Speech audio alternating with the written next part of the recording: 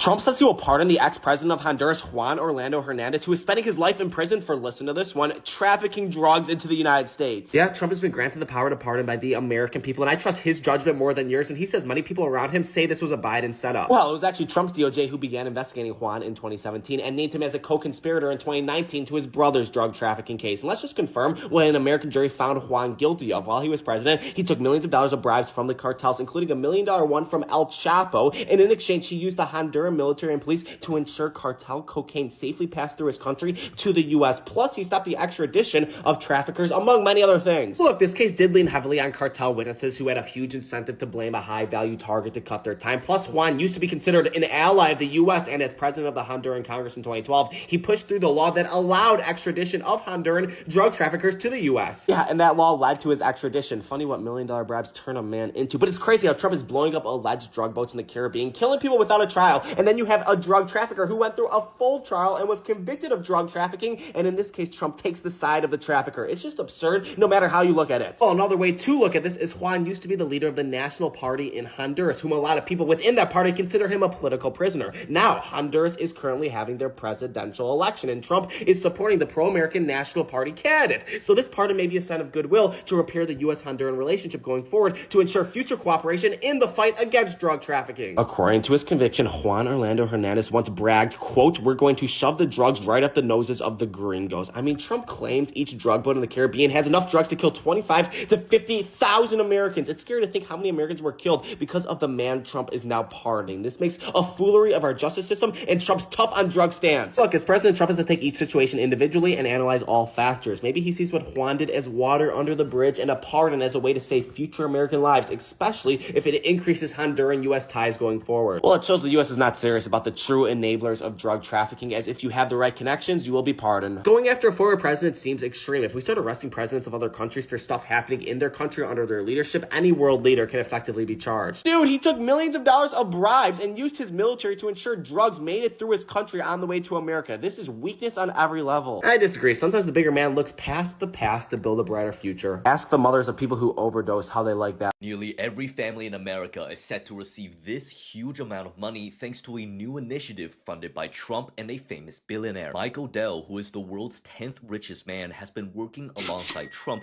to launch a new program called Trump Accounts that will provide direct financial support to these two major groups of Americans. The first group is smaller and will receive money from Trump's recently passed legislation stipulating that every household will get $1,000 deposited into a federally managed account that's directly invested in the stock market for each child that they have in 2025 and beyond. The money cannot be withdrawn until the child turns 18, with the expectation that this initial $1,000 will have grown substantially by then. But the second group is much bigger and will receive money directly from Dell's donation of $6.25 billion, which expands the Trump Accounts program by providing an estimated 25 million Americans who are of age 10 and under with an additional $250.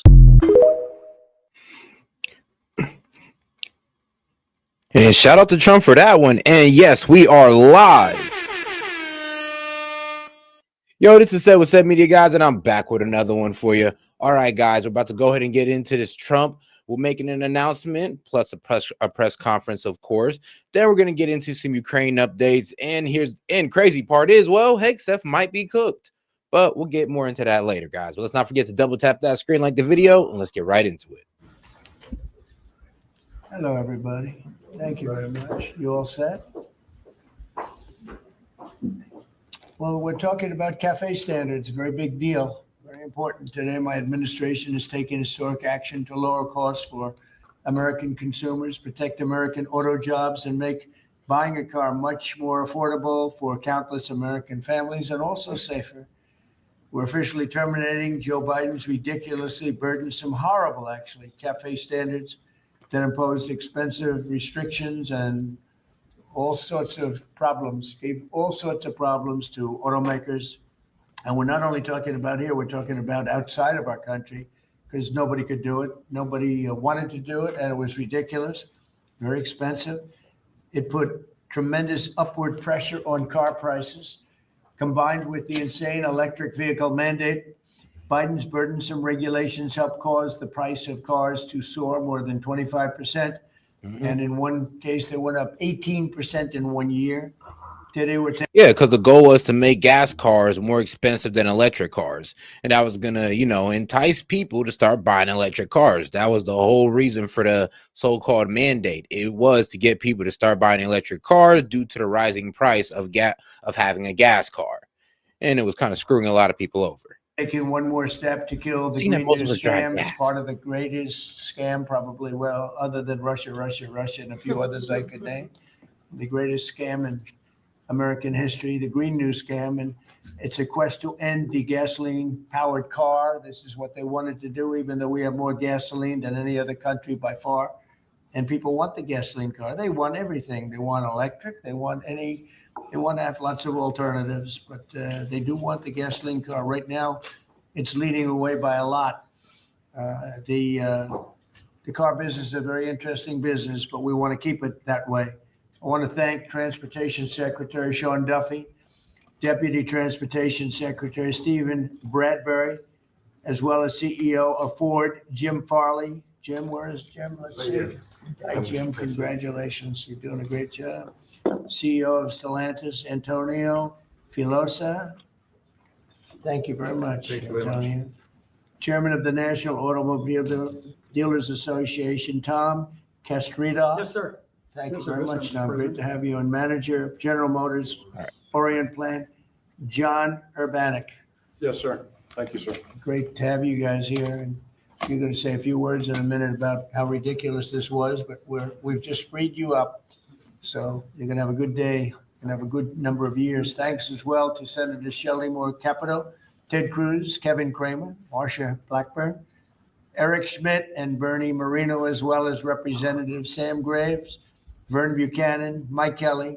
Now let's go ahead and get past the shout outs because I do believe he's doing something for the auto workers. So let's get right into it. $1 trillion to build a charging an electric car within a very short period of time, even though there was no way of charging them and lots of other things. It would have cost $5 trillion to build the charging plants.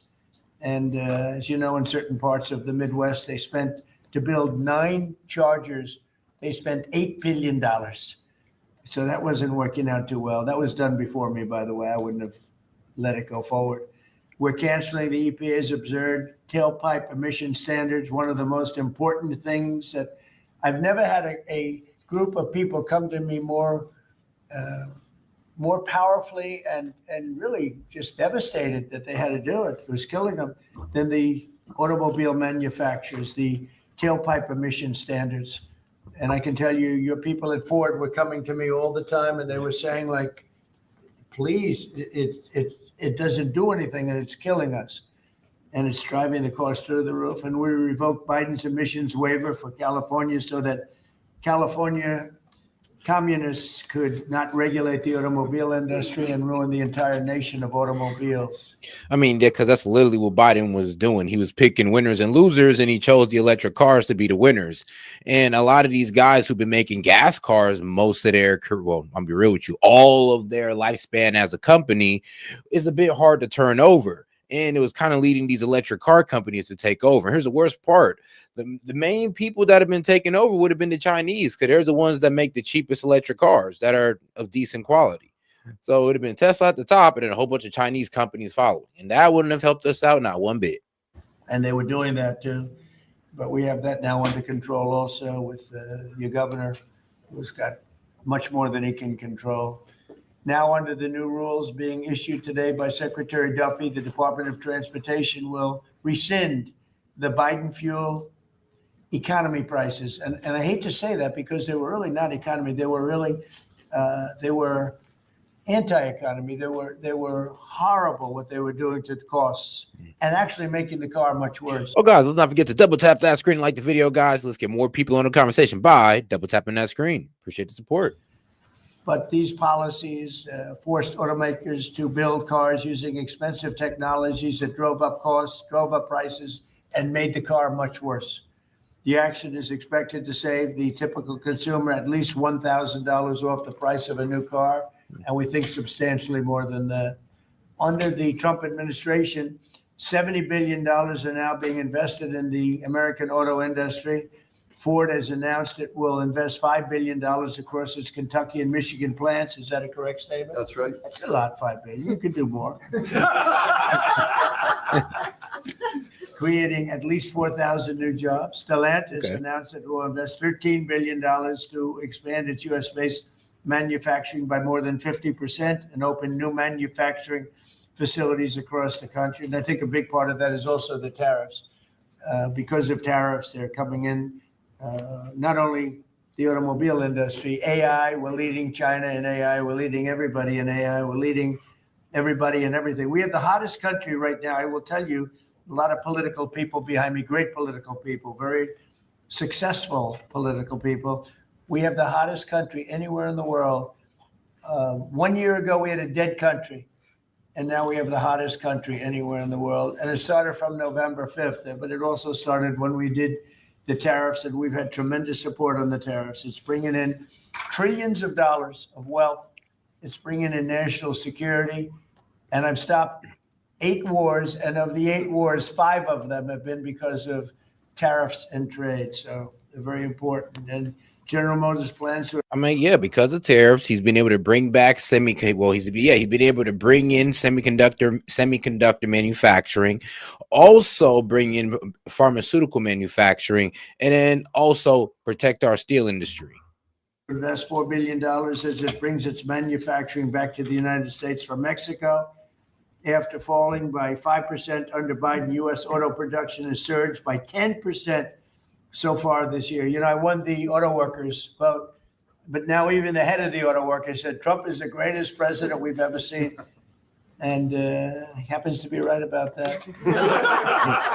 But we're protecting our auto workers, and we're making it easier for every family to afford high quality cars. In other words, we're bringing automobiles back and the manufacturing of automobiles back into this country. We lost 52% over the years, 52% of our automobile manufacturing. You see it, closed factories all over the place. Now they're all opening up. They're being, in most cases, they're being knocked down, and new ones are being built in their place. And a big beneficiary is the state of Michigan, but South Carolina, even states that didn't really do too much with the automobiles, they're opening up plants. It's been amazing. So between automobile plants, AI plants, and plants of every other nation, really every other type, including chips. We're going to have a big percentage of the chip market very soon, not because of the CHIPS Act, which was horrible and ridiculous, where we just gave these companies billions and billions of dollars and they just kept the money. I mean, yeah, due to the 100% tariff that he put on chips and semiconductors, he was able to get the Taiwanese chip manufacturing company to bring over some of their manufacturing. He's also got Apple to commit to bring over some of their chip manufacturing. And then, of course, you know, the stake in Intel that he has. But because that the government has. What we did with tariffs, they have to build here. Otherwise, they're going to have to pay tariffs. They won't be able to do business in the United States. And we're going to have a big percentage of the chip industry. As of about a year ago, 2 years ago, we had none. And now we're going to have a very big percentage when it all finishes out. So I'd like to ask Secretary Duffy to speak, and then Mr. Farley, and then Filosa and Urbanik and Castrita. And also we're going to ask some of our political leaders to speak, because let me tell you, they went out of their way. This was not easy. And people were brainwashed. This is a green new scam. And people were paying too much for a car that didn't work as well. And now they're going to have a great car that's going to be environmentally friendly, but it's going to cost you a lot less, and it's going to work great. All of the nonsense is being taken out of the cars. So, Secretary Duffy, could you say a few words? Thank you, Mr. President. So yesterday at the cabinet meeting, the president was talking about affordability, and the way that Democrats talk about affordability is a lie. Today is a perfect example of that. So these CAFE standards used what was contrary to the law. The Congress set a rule that says you have to look at combustion engines. Biden and Buttigieg actually did an analysis using Edge. I'm sorry. Buttigieg used EVs and hybrids to come up with a 62 mile an hour per gallon standard, which I think the car companies will tell you is completely unattainable. Whoa. So they spent a lot of money on. Bro, not even a Prius can do that. A 62 a gallon? bro, I mean, I think a Prius will probably get you like 50, 52, 54, and that's probably the best. I mean, the best gas efficient car I know. Like somebody tell me something that's doing 62 miles per gallon. Like what? That'd be a blessing. Technology trying to meet the And unattainable let that be standard, a fast driving car, up the too. cost of a car, number one. And then number two, if they couldn't meet the unattainable standard, they had to trade for carbon, costing billions of dollars, and again, driving up the price of the cars. Mr. President, what Democrats were doing, we're not making cars more affordable. They're making them less affordable. The consequence of that is going to be that more Americans can afford to buy a new car, which means they're going to be safer on the roads because of all the great new technology we have that save lives. So we'll have less death on American roads. These rules are going to allow the automakers to make vehicles that Americans want to purchase, not vehicles that Joe Biden and Buttigieg wants them to build, which is important.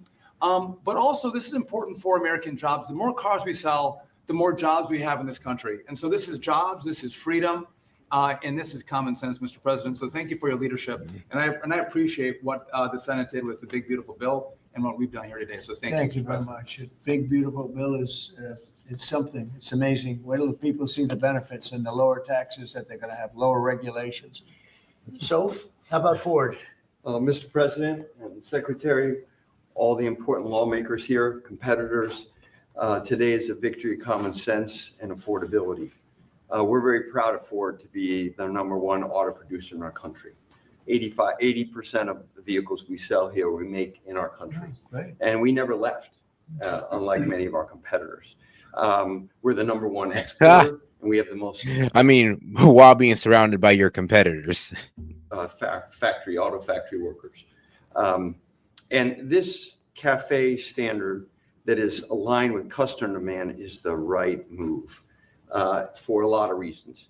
We were #2 last year in EV sales. We were #3 in hybrid, and we're the leading brand for combustion. We believe that people should be able to make a choice, as you said, Mr. President, and we will invest more in affordable vehicles. This allows us to invest in affordable vehicles made in the U.S., which we will take the lead on, and will allow us to make vehicles more affordable. So thank you for making this step for all of you. Thank you very much. One of the other things we're doing, it's separate from this meeting, but I think everybody here would agree with it. If you go to Japan, where I just left, and if you go to South Korea and Malaysia and other countries, they have a very small car, sort of like the Beetle used to be with the Volkswagen. They're very small. They're really cute. And I said, how would that do in this country? And everyone seems to think good, but you're not allowed to build them. And I've authorized the secretary to immediately approve the production of those cars. So you'll be able to buy they really are, they're actually, some of them are really beautiful, actually. I mean, take a look, Honda, some of the Japanese companies. I kind of know what he's talking about. It was like those really small cars that was really efficient on gas. Probably the only thing close to a Prius when it came to miles per gallon. But yeah, I know what he's talking about. Those things like the lunch boxes. That's what we literally used to call them. Do a beautiful job, but we're not allowed to make them in this country. And I think you're going to do very well with those cars. So we're going to approve those cars. Would you like to say something about that? Well, no, just that he never stops working. So even when he's on Asian time, he's calling me at midnight in the States. But he gave me the directive to clear the regulations on this, which we have. And so if Toyota or any other company wants. So pretty much what he's doing is that the administration is proposing that light duty vehicles, cars plus light trucks, only have to average about 34 to 34.5 miles per gallon by model year 2031. And I mean, they should be able to do that by then. And of course, as Trump said, Biden's rule, it was replacing his Biden rule that was around, actually, it wasn't 60, it was about 50 to 50.4 by 3031. To make smaller, more affordable cars, fuel efficient. 2031.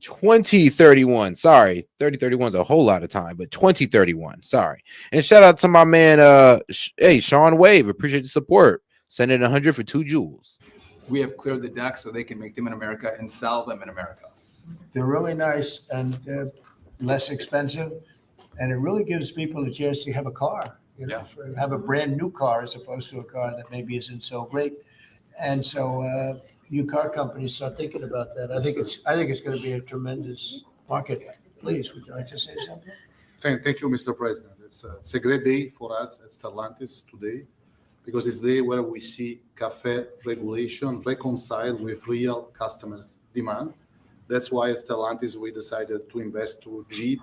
Oh, guys, let's not forget to double tap that screen and like the video, guys. Appreciate the support right away. But let's get more people on the conversation by double tapping that screen. All right, let's keep it going.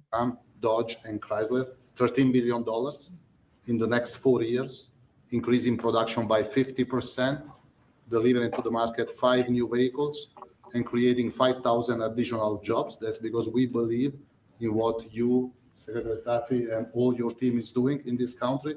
We believe in growth. We are ready to invest. But all right, guys, we're about to go ahead and skip the shout outs and get right to the questions, I believe. Out of our country too. They said, we're not going to, are you crazy? They thought outside manufacturers thought we were absolutely insane with all of the different things and just made up nonsense. It was like made up. It was really made up by people that hate our country. I really, does anybody else have anything to say? I'd say about two quick things, Mr. Oh, President. go, Bernie, I didn't see. Two quick things I think are really important. So the person who sat behind this desk before you gave $7,500 in subsidies to multimillionaires who are leasing electric Rolls Royces, electric Porsches, electric Lamborghinis. We're getting $7,500 from the taxpayer. And these Democrats sit on this floor and say that Republicans are for millionaires and billionaires. We are the opposite of giving $7,500. I mean, shoot, they'll be for million and billionaires too, as long as they go green, apparently. $500 to multi-billionaires to lease foreign electric vehicles. Number two, because of your policies, at the beginning of the year, 51% of the cars sold in America were made in America, 51% before you got sworn in. Last month, that number was 57%. We moved it 6 points, which nobody thought would be possible in 4 years. We did it in 10 months. That's something that maybe the news should cover a little bit more. And we've driven down the price of automobiles. The car prices for consumers are down before you did. Just about everything is down. This whole thing is, they use the word affordability. It's a Democrat hoax. They're the ones that drove the prices up. And all they do is say affordability. And you're supposed to say, oh, that means they had low prices. No, we inherited the worst inflation in the history of our country. They say 48 years, but let's say that's history. I don't believe that. Biden had, because of his stupid ways and between his energy policies and his spending policies, we had the worst inflation in the history of our country. And now our prices are coming down, and they're coming down for cars, and they're coming down. I mean, did you hear yesterday when Chris Wright from Energy? That's very true. Biden did increase the money supply by 20%. So prices rose by about, 20% across the board in almost every area except for healthcare, actually. So, at least he didn't make healthcare go that far through the roof, but it still did raise in price, just not as much as it did under Trump. So I guess he did that all right. Head of energy in our country said, there are now parts of our country, it's all happening, $1.99 for gasoline, a gallon. And we have it at $2.50, $2.60. It was at $5. And that's bigger than any tax cut we could give. For the average family, that's considered bigger than any tax cut. So the word affordability, when they mention it, you ever watch them? It's all about, I saw the young lady that lost last night. This is what they don't want to talk about, right? This is why the affordability crisis is pretty much the Dems' fault. They complain about the problems that they cause. So the cumulative consumer price index price increase by category, Trump versus Biden. We're talking about Trump's first term versus Biden's second, last term during our last president. So as you can see, overall consumer price index went up over 20%. Prices across the board went up by 20%. We lost about $3,000 in buying power because of this 20% increase. And if it also matches up with this 20% increase across the board, the 20% increase in the money supply. You see how that just translate over so smooth? And they said it wasn't transitory, which is hilarious, by the way. But all right, guys, let's get back to our guy, Trump. She lost by a lot more than they thought. and we have a great new candidate in Congress, really great, Matt Van Epps. But I saw last night, she said, it's all about affordability, all about, they never talk about like the specifics. Right. Everything was through the roof. Eggs, when I took over, eggs were 4 times higher than they ever were. We got the prices down to the lowest level. Yep. I mean, amazing. But they never, you got to watch, they're great con people. It's like the Inflation Reduction Act. And after they got it approved, because everybody said inflation reduction, they admitted it had nothing to do with reducing inflation. Now, the Inflation Reduction Act did some good things, but it did increase inflation through increased spending. It was like $1 trillion bill. Like, let's be honest. And yes, it did expand the $35 insulin cap, extended it to everybody and not just seniors like Trump did. So they expanded it to everybody. It did cause more spending, of course, to expand it to everybody. And everything in that bill was, well, I'm gonna be real with you. Like I said, it was just more spending, and it was talking about inflationary reduction. By more spending, by printing more money, do you not know how inflation is caused? It's a con job. I think affordability is the greatest con job. They look at you and they say, affordability. They don't say anything else. Everyone says, oh, their prices were so low. No, they had the worst inflation. We had the highest prices we ever had. And now they're all coming down, including beef is coming down. Beef was up there a little bit. Our ranchers did well, but we got to make them do a little bit less well, perhaps. But the beef is now coming down. Coffee is now coming down. It's all coming down. And it's a beautiful thing to see. But remember this, when they use the word affordability, they never say anything else. This election's about affordability. And then they go into the next subject. It's a con job. They caused the highest prices, the history of our country, the worst inflation in the history of our country. And we're getting those prices down, and they're coming down rapidly. And you'll see those results very soon. Anybody else want to say a few words? Yeah, and the thing about inflation is that, well, that price increase don't go nowhere. Actually, the only way to beat inflation is to increase wages. And that's what Trump's been doing by, cutting taxes, no tax on tips, no tax on overtime, no tax on Social Security. He's trying to increase wages across the board to get us out of the $3,000 of buying power that we lost under Biden. It's the only way out. Oh, Ted, I can't believe it. I'm easy to miss. It's very rare that I would miss it. Go ahead. Well, Mr. President, I want to congratulate you on behalf of everyone here for the leadership that you're showing. And this is a victory today for consumers. This is a victory for affordability. Your critics like to say the word affordability. Under Joe Biden and the Democrats, they put mandate after mandate after mandate on cars and trucks, and they drove the price up thousands and thousands of dollars. And with the actions you're taking today, and you put on top of that the one big beautiful bill, most of the senators here on the Senate Commerce Committee and on the Commerce Committee, we worked together to zero out the CAFE standards. We wrote that into the law that the CAFE standards went to zero. What does that mean? It means you can now, as a consumer, buy the car you want. It also means people's lives will be safer, because what these regulations did is they forced cars to be more expensive and made of plastic instead of steel, because you had to make them lighter to comply with these standards. So you'd get in a wreck and people would die. The result of what you're doing, you're literally saving people's lives, and you're making it where families can afford to get a new car. These actions will drop the cost of cars and trucks thousands of dollars. That makes a real difference. And I'll make one final point. About half the members here are car dealers. No, it's no wonder I've never seen a 5-star safety crash test in a minute. That makes sense. And I will say, my good friend Roger Williams out in the lobby, he tried to sell me a car, which didn't surprise me. But I just want to give props to Mike Kelly. He showed he was savvier because he tried to sell you a car, and you can afford a much nicer car than I can. So well done, Mike. Roger. You just went to the wrong customer. I was $100 cheaper. The thing that Ted just said, it's true. Plastic instead of steel. Think of that. And people died because of that.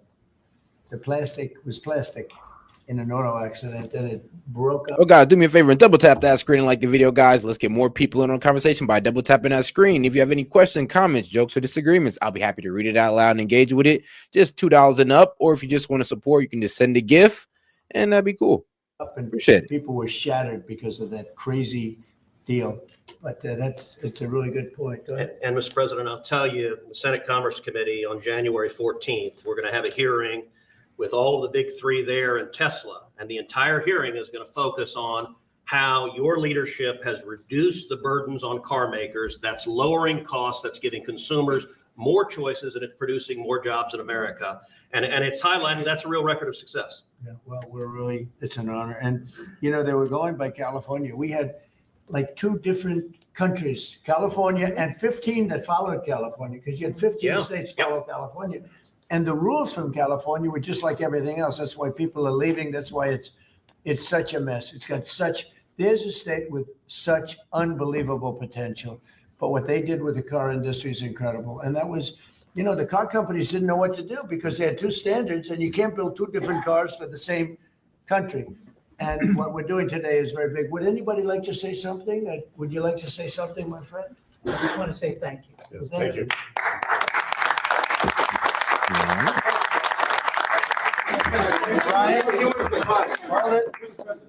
Brian, and we love you, Brian. Oh, I love you too, Okay. Mr. President. I've always said he's a good man. Well, Go I ahead. appreciate that. I've always said you've tackled the three M's: mortgage, munchkins, and marriage. So once again, pretty much Trump tackled the CAF standard, which is the corporate average fuel economy, which he decreased it from these guys having to produce a car with an engine, with your basic engine, have to produce a car that was pretty much supposed to do 50 miles per gallon.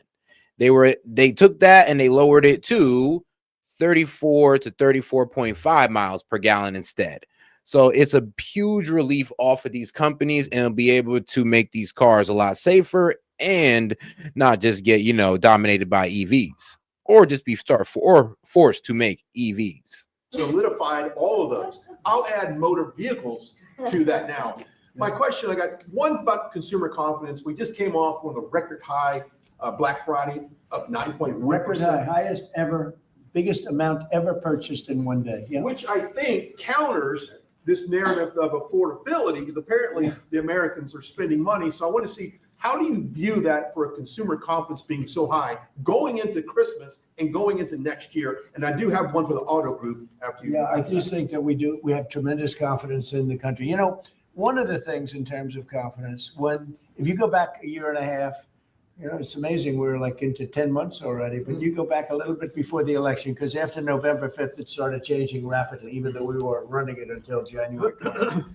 But when you look back and you look at the enlistment of soldiers, people that wanted to join the military, the Army, Navy, Air Force, Marines, Coast Guard, it's like booming. It's all Space Force.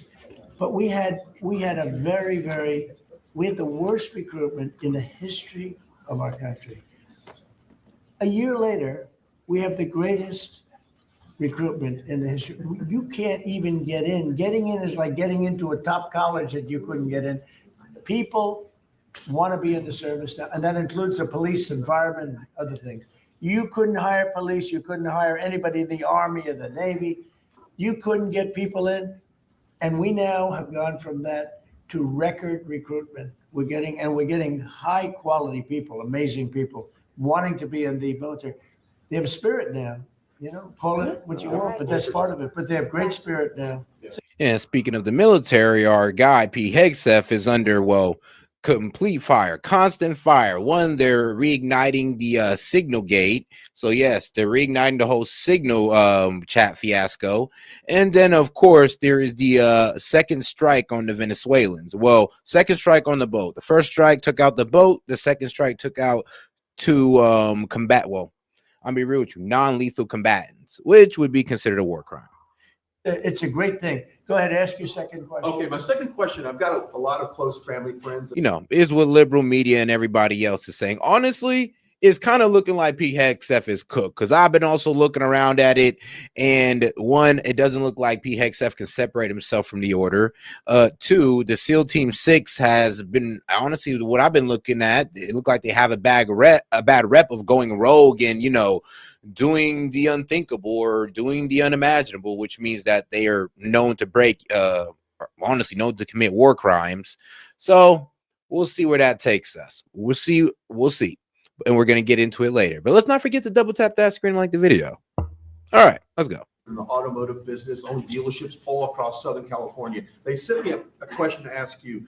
There's a thing called a mileage blocker that is installed on vehicles. It's a type of a computer chip which alters the actual mileage driven on the vehicle, so that when you have a leased vehicle that's turned in, they're losing thousands of dollars. They've got to go chase down these manufacturers.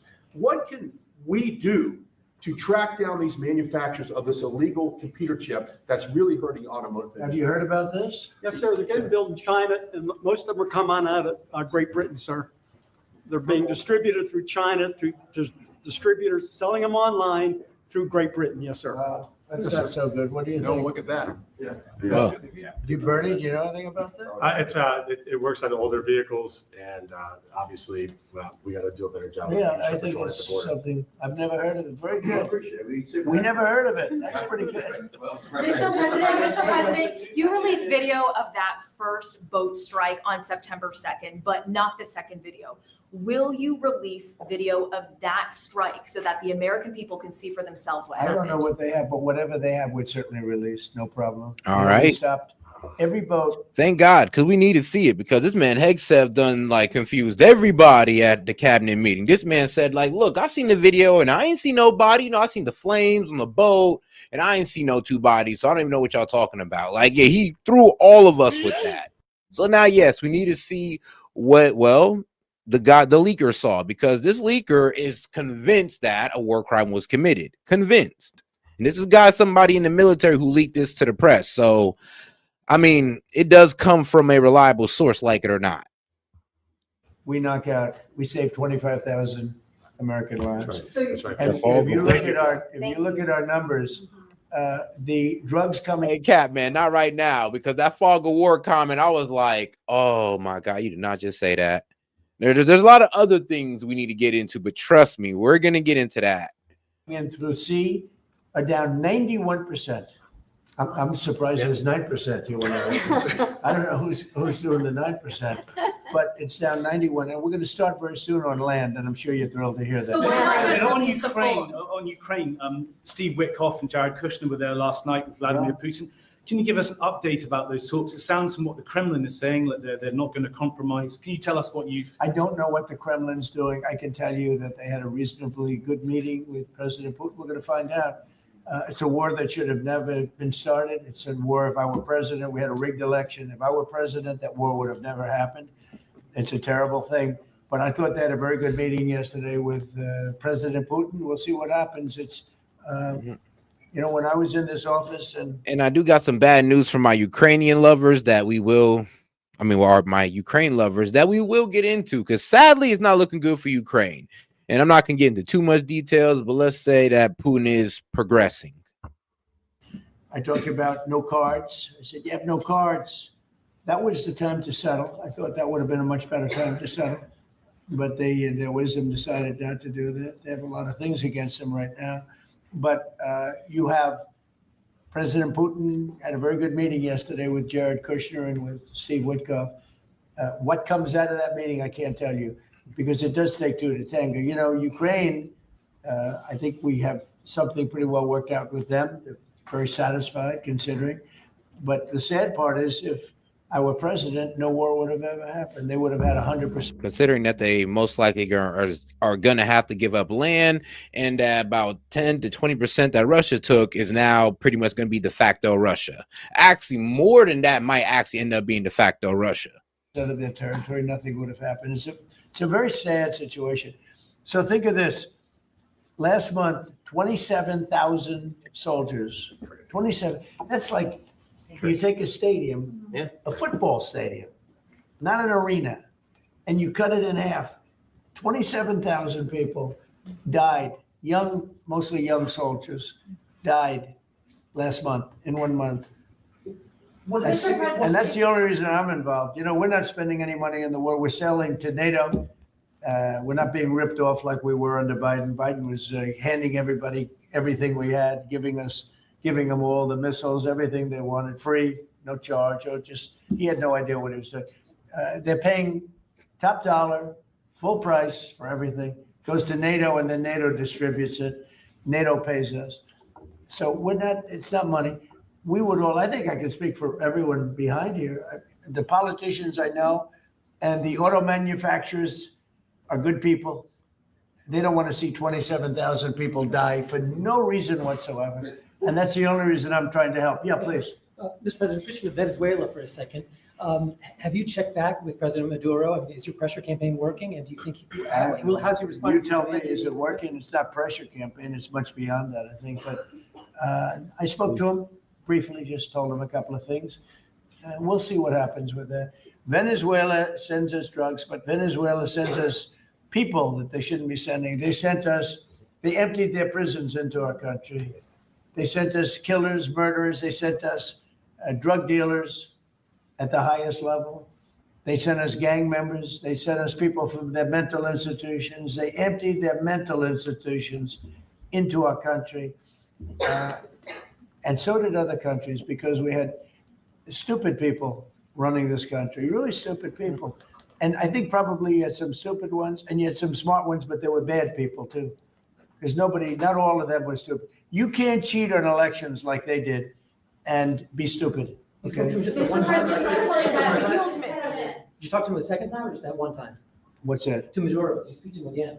No, I didn't. Mr. President, if you do find. When you spoke with Mr. Witkoff and with Mr. Kushner. Last night, did they give you the sense that President Putin still wants to end the war, wants to make peace? He would like to end the war. And if you're wondering why the Trump administration is a bit fed up with Maduro, because Maduro did make a deal with the Biden administration to let go his cousin and another family member, and one of his best friends who was caught drug trafficking.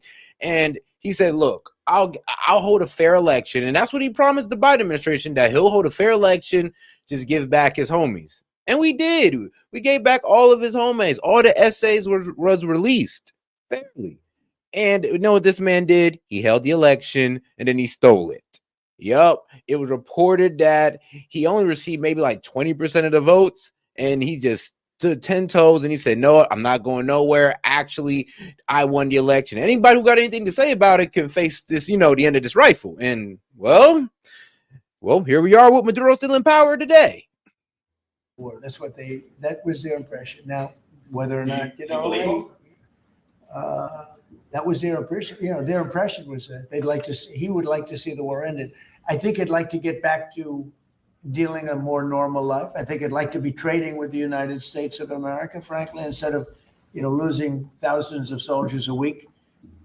But their impression was very strongly that he'd like to make a deal. We'll see what happens. Mr. President, in the boat strikes, if it is found that survivors were actually killed while clinging on to that boat, should Secretary Hegseth, Admiral Bradley, or others be punished? I think you're going to find that this is war, that these people were killing our people by the millions, actually, if you look over a few years. I think last year we lost close to 300,000 people were killed.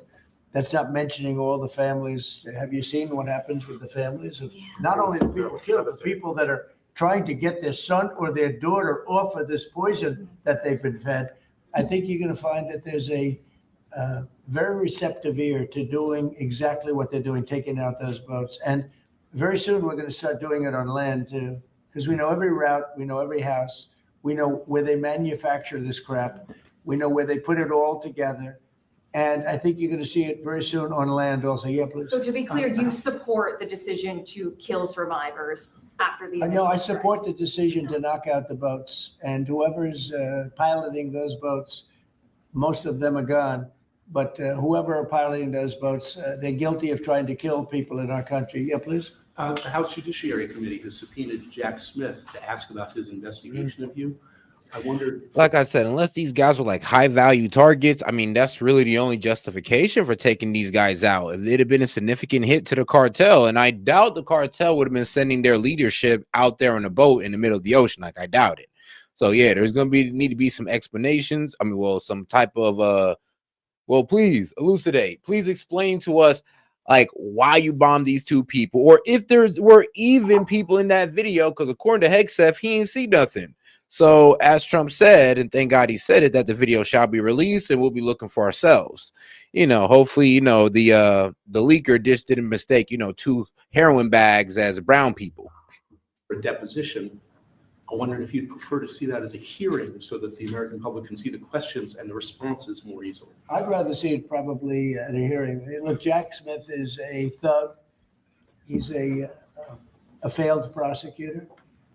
He's a bad man. He's an evil man. He hurt a lot of people. Forget about me. You know, I do this stuff, but I got indicted many times by a guy that they were dismissed. He's a bad guy. He's a sick man. There's something wrong with him, actually. I think Jack Smith is a sick man. There's something really wrong with him. I'd rather see him testify publicly because there's no way he can answer the questions. But Biden knew this was going along. Kamala knew it was going along. And there's a lot of things happening right now that they don't like. One of the things is the auto pen. Everything he signed, almost, with the exception of the pardon of his wonderful son, Hunter, just about everything he signed was not signed by him. He had no knowledge of it. He didn't know what it was. People sitting around the beautiful Resolute desk knew exactly what it was. And those people are guilty, in my opinion, of a major crime. Everything that was signed by that auto pen, the man operating the auto pen, and I'm sure there are more than one because I think some of the people can operate it themselves. Some of the high-level people operated themselves. They would just go in and sign his name with an auto pen onto very important documents, not only pardons, but policy, maybe CAFE standards, okay, as an example. Who signed CAFE? If you ask Biden, what's a CAFE standard? He would have absolutely no idea. He'd say, where is the cafe located? The guy didn't know anything. Look, that just shows you what a rigged election can be. But you understand what I'm saying. Thank you. Everybody was wondering what the cafe standard was because not a lot of people was really catching on to what Biden was doing with that whole EV mandate because it wasn't really an EV mandate. It was the cafe standard that pretty much made it an EV mandate. Conversations with Jensen. So Biden didn't say, no, we're forcing you all to make trucks. I mean, EV cars. No, he's pretty much saying, look, you're going to be you're either going to make EV cars or find a way to evolutionize the engine to make it like run 50 miles per gallon. I mean, either or. Right. So in your conversations with him, have you kind of given a sense of where you are with export controls and the types of chips that NVIDIA can give to China? He knows very well. He's done an amazing job. NVIDIA, very good. Yeah. Mr. President, when do you expect for phase 2 of the Gaza peace plan to be implemented? Well, it's going along well. You know, they had a problem today, I understand, with a bomb that went off, hurt some people pretty badly, probably killed some people. They're telling me it just happened. But it's going on. We have peace in the Middle East. People don't realize it. We have tremendous support. 59 countries. There's tremendous support. But phase 2 is moving along. Yeah, it's going to happen pretty soon. Mr. President, did you speak with House Republican leadership about your decision to pardon Congressman Henry Cuellar? And are you concerned that you made a vulnerable Democrat perhaps less vulnerable with that decision? It didn't matter. He's a respected person. He was treated very badly because he said that people should not be allowed to pour into our country. And he was right. He didn't like open borders. He was on the border. You know, he represents a very respected man. He represents the people on the border. And he saw what was happening. And as soon as he made that statement, I then said, I'll bet he gets indicted. And that's what happened. You know, I put out my truth from that. Well, I did a truth. Wonderful truth. We love truth. But what happened is he got indicted for speaking the truth. And his wife got indicted, Imelda. And that's sort of a first. Usually they leave the wives alone, right? Don't they, Congressman? Typically they indict somebody, put him in jail for the rest of his life, but the wife can just sit home and cry, or she'll find a new man. You know? A lot of times they find a new man that makes them much happier. In fact, a lot of times they like that man better than the one that's in jail. Hey, bro, this man's. The mayor of Hey, yo, this man is ruthless towards his enemies. I'll tell you that. Minneapolis, Jacob Frey, is saying that he's actually proud to have the largest Somali community in the country, and his police chief. Well, then he's a fool. Well, his police chief is also I saying. wouldn't be proud to have the largest Somalian. Look at their nation. Look how bad their nation is. It's not even a nation. It's just people walking around killing each other. Look, the These Somalians have taken billions of dollars out of our country. They've taken billions and billions of dollars. They have a representative, Ilhan Omar, who they say married her brother. Now, I actually looked this up and I was able to find no evidence that Alien Omar married her brother. Now, she did marry some Somali guy, but it was never confirmed that that was her brother. Or maybe it could have been her cousin, but like I said, the claim was her brother. So, yeah, I wasn't able to find anything on that. And I looked extensively. So, I wasn't able to find no facts on that if she ever married her brother. So, no, the way she got in here is perfectly legal. It's a fraud. She tries to deny it now, but you can't really deny it because, it just happened. She shouldn't be allowed to be a congresswoman, and I'm sure people are looking at that. And she should be thrown the hell out of our country. And most of those people, they have destroyed Minnesota, okay? Minnesota, you have an incompetent governor. You have a crooked governor. He's crooked as hell, but he's incompetent. Waltz he should be ashamed. That beautiful land, that beautiful state, it's a hellhole right now. And the Somalians should be out of here. They've destroyed our country. And all they do is complain. No, I do like how he's highlighting the fraud that was going down and the fact that there was a fraud case involving 86 people and 78 of them were of Somalian descent. And of course, the fact that they do send money overseas and all the way back to Somalia, and sometimes it ends up in the hands of a terrorist group, which is also a problem. And it gets, how much money we sent over to Somalia through these guys working, sending it back, probably about like $1.2 to $1.5 billion. That's leaving America, never to return, but to possibly be funding a terrorist attack, possibly. But you know what I don't like, though? I don't like throwing all the Somalians under the bus, because not all of them that do this, all 80K of them, no. There's most likely just a small group of them who does this bullshit. But to just throw all of them under the bus, I don't like the language of that. But to sit there and highlight the fact that there is being fraud committed by a group of these people, and they like to act so high and mighty in our country, I mean, thank you. That does need to be highlighted. Complain. You have her. She's always talking about the Constitution provides me with. Go back to your own country and figure out your Constitution. All she does is complain about this country without. No, and honestly, I stand with Trump on that one. I'm not saying that I want you forcibly removed, but I'm just saying, if you think that Somalia is a better place, then go back there and somehow solve the three-way war that's going on right there. I don't know. You're going to the terrorists, some pirates, the fake government that's installed that we're backing, that were help bombing people. I mean, pick your side, G. But guess what? I mean, if that situation seems better than here, then you got mental problems. But if you're that prideful about it, please. I'm pretty sure that the American people would like to make a one-time donation of our taxpayer money to give you guys a private jet there, and it'll be the last luxurious thing you see until you touch down on your homeland. This country, she actually might just be the last luxurious thing you see when you get to your homeland. She would not be in very good shape. She probably wouldn't be alive right now. So Somalia is considered by many to be the worst country. Oh, and shout out to my man Hellbat for starting us off. He says, for them long ass, it's their first cut. He's like, for them, as long as it's their first cousin, right? Yes. Yeah, that is actually traditionally practiced in places like Pakistan and some places in Africa as well. In Islam, not all cultures do it, but there are some cultures that do a lot of cousin marriage, mainly Pakistan. Sadly, sorry to throw you guys under the bus, Pakistanis, but you guys are famous for it. Even the other Muslims look at y'all crazy. So sorry, but y'all did to yourselves. Country on earth, I don't know. I haven't been there. I won't be there anytime soon. I hope. But what the Somalian people have done to Minnesota is not even believable. It's not even believable. And a lot of it starts with the governor. A lot of it starts with Barack Hussein Obama, because that's when people started coming in. And you have to have people come in that are going to love our country, cherish our country. They want to kiss our country goodnight. Oh, and shout out to my man Hellbait. Like, also, wasn't there some kind of bill about emissions or something like that? There's a reason why vehicles got larger.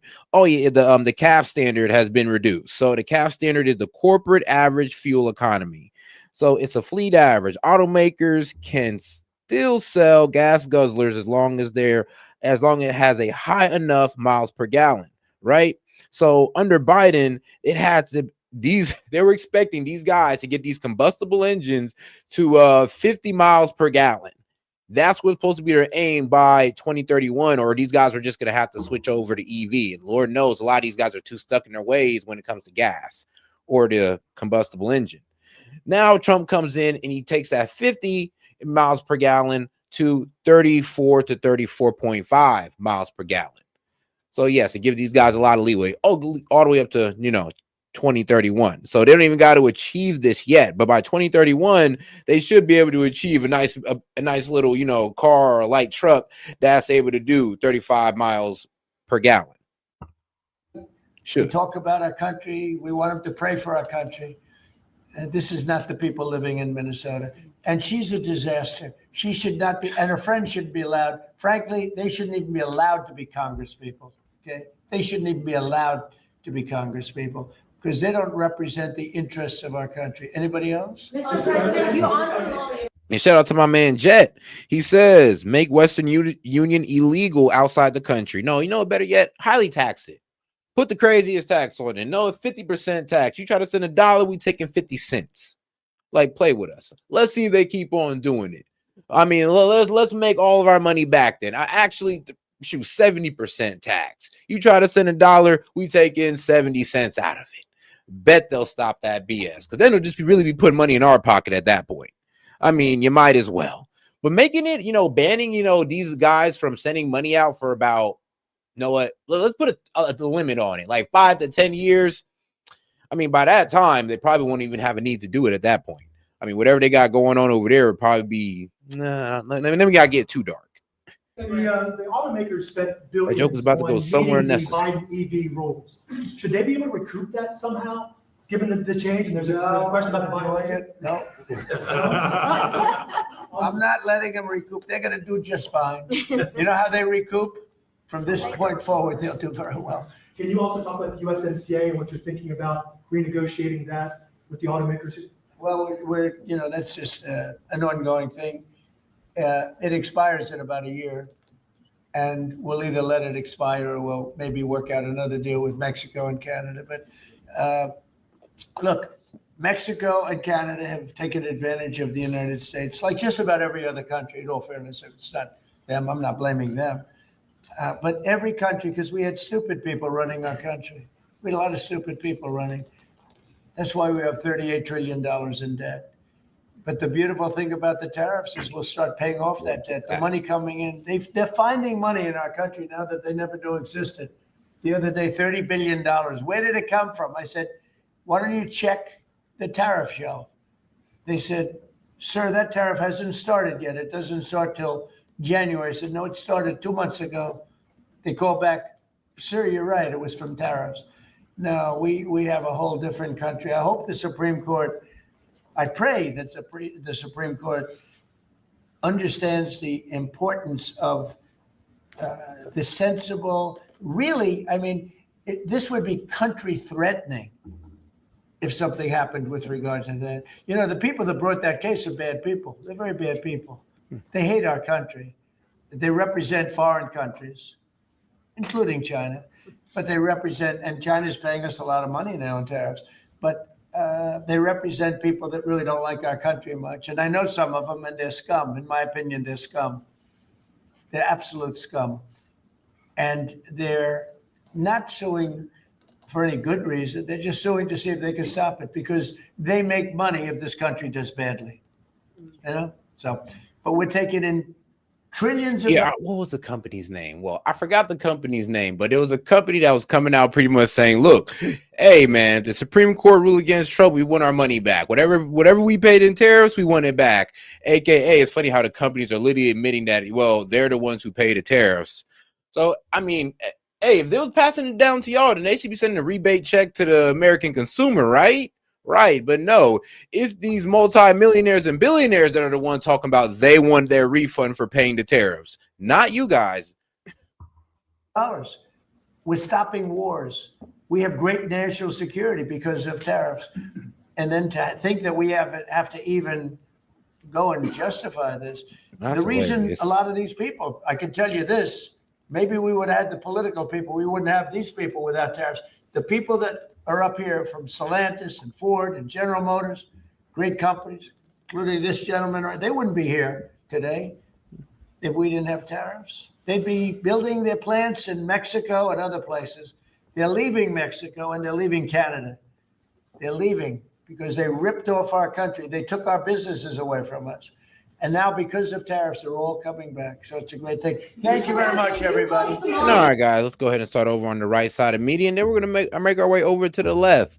And warning, this is actually an AI video. I'm not sure why they did this. I'm not sure why Fox News showed this, but this actually was reported to be an AI video. Our president is racist, xenophobic, Islamophobic, and we are gonna fight that. It's not racist to fight crime and fraud. It's righteous. Omar thinks Trump has a crush on her.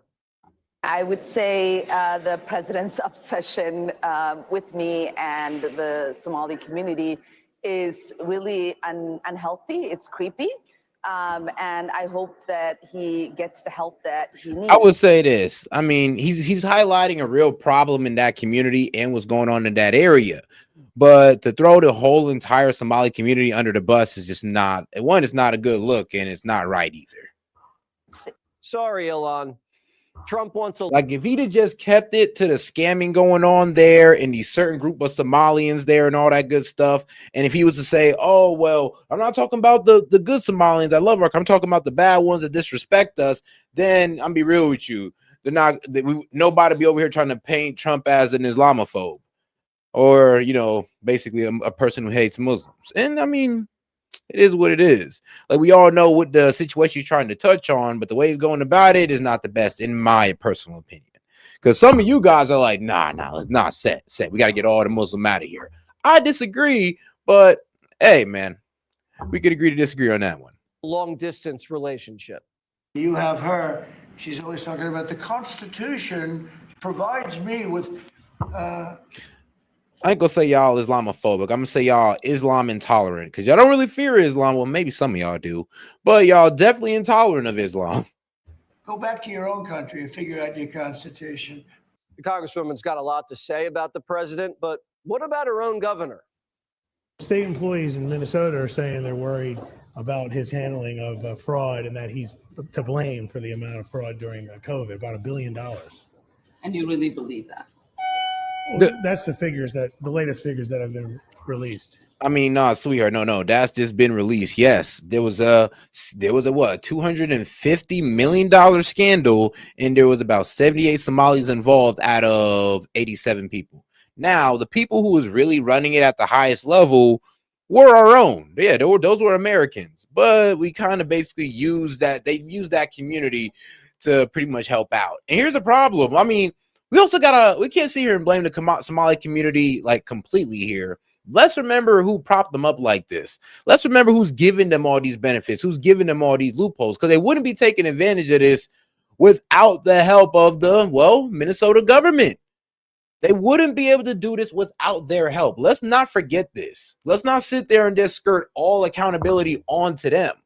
Let's not forget that it's our own senators, Congress, women and men out there, and I mean, even the governor, like retard Walls, that's out there giving them these loopholes. So let's remember that part, because it is unfair to throw them all under the bus when it's our own low-key promoting them to do this, low-key proliferating it. And let's just remember, keep that in mind. But shout out to my man Hellbat. Appreciate the support, my dog. He says, whoops, wrong one. Well, first off, actually, it's Jet. Shout out Jet. Her bashing white folks as a devil is what's creepy. Nah, facts. I mean, nah, that's true. Nah, bro, there was another guy who I played the video yesterday. He was just going all out on white guy people. And I was just like, see, this is what's going to cause that little race war that some of these guys want. when people just start disrespecting each other's culture, religion, and all that wild stuff. And I'm just like, come on, let's not do that. But it is what it is. And shout out to my man Hellbat. He says, conspiracy theory. They're so ugly, they have to be covered so their man can use their imagination. The less they cover, the less they are the prettier. Oh, damn. Okay, hold on, bro. Let me conspiracy theory. They're so ugly, they have to be covered up so their man can use their imagination. The less covered they are, the prettier they are. And you are effed up. I ain't gonna lie, a lot of them look good under that. I mean, not just the Somalians. I'm talking about like the Arabic women across the board. Like a lot of them look good under that. You believe state employees are actually. Don't ask me why I know that. Some DHS employees, yes, in Minnesota. I wouldn't believe everything I read online. Tampon's under federal investigation, so he's bulking up for his prison stint. I got the pork sausage on egg and pork sausage, egg and cheese on focaccia.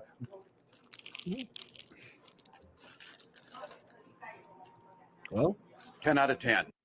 Waltz is chomping on sausage while Somalis are taking a bite out of us. Minnesota wasn't always like this. They have deep Scandinavian roots.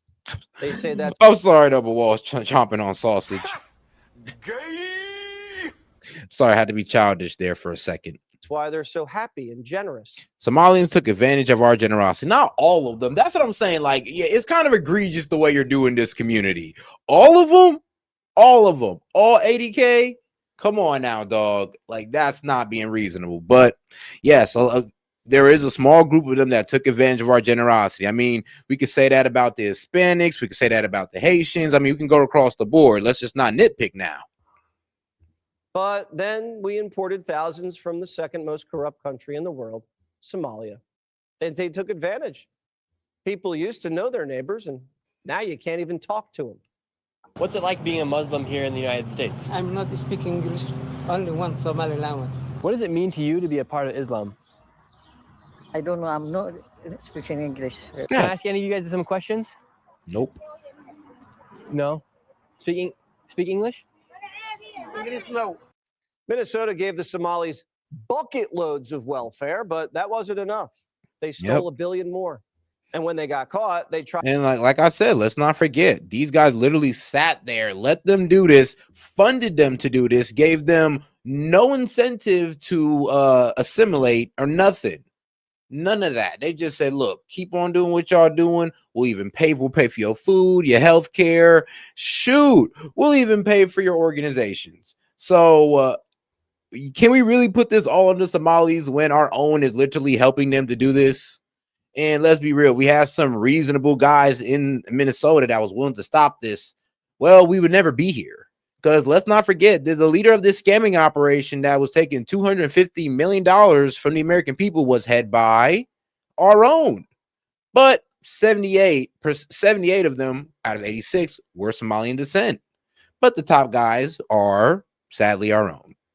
Bribing jurors. You gotta say both Democrats sides. didn't lay a finger on them because of racial blackmail.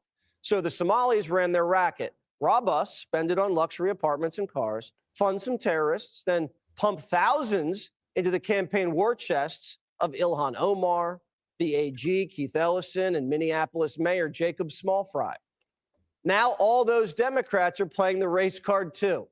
They say Somalis are the backbone of the community, but the numbers don't back that up. Come on now. 60% of them are poor. 80% don't even have a high school diploma.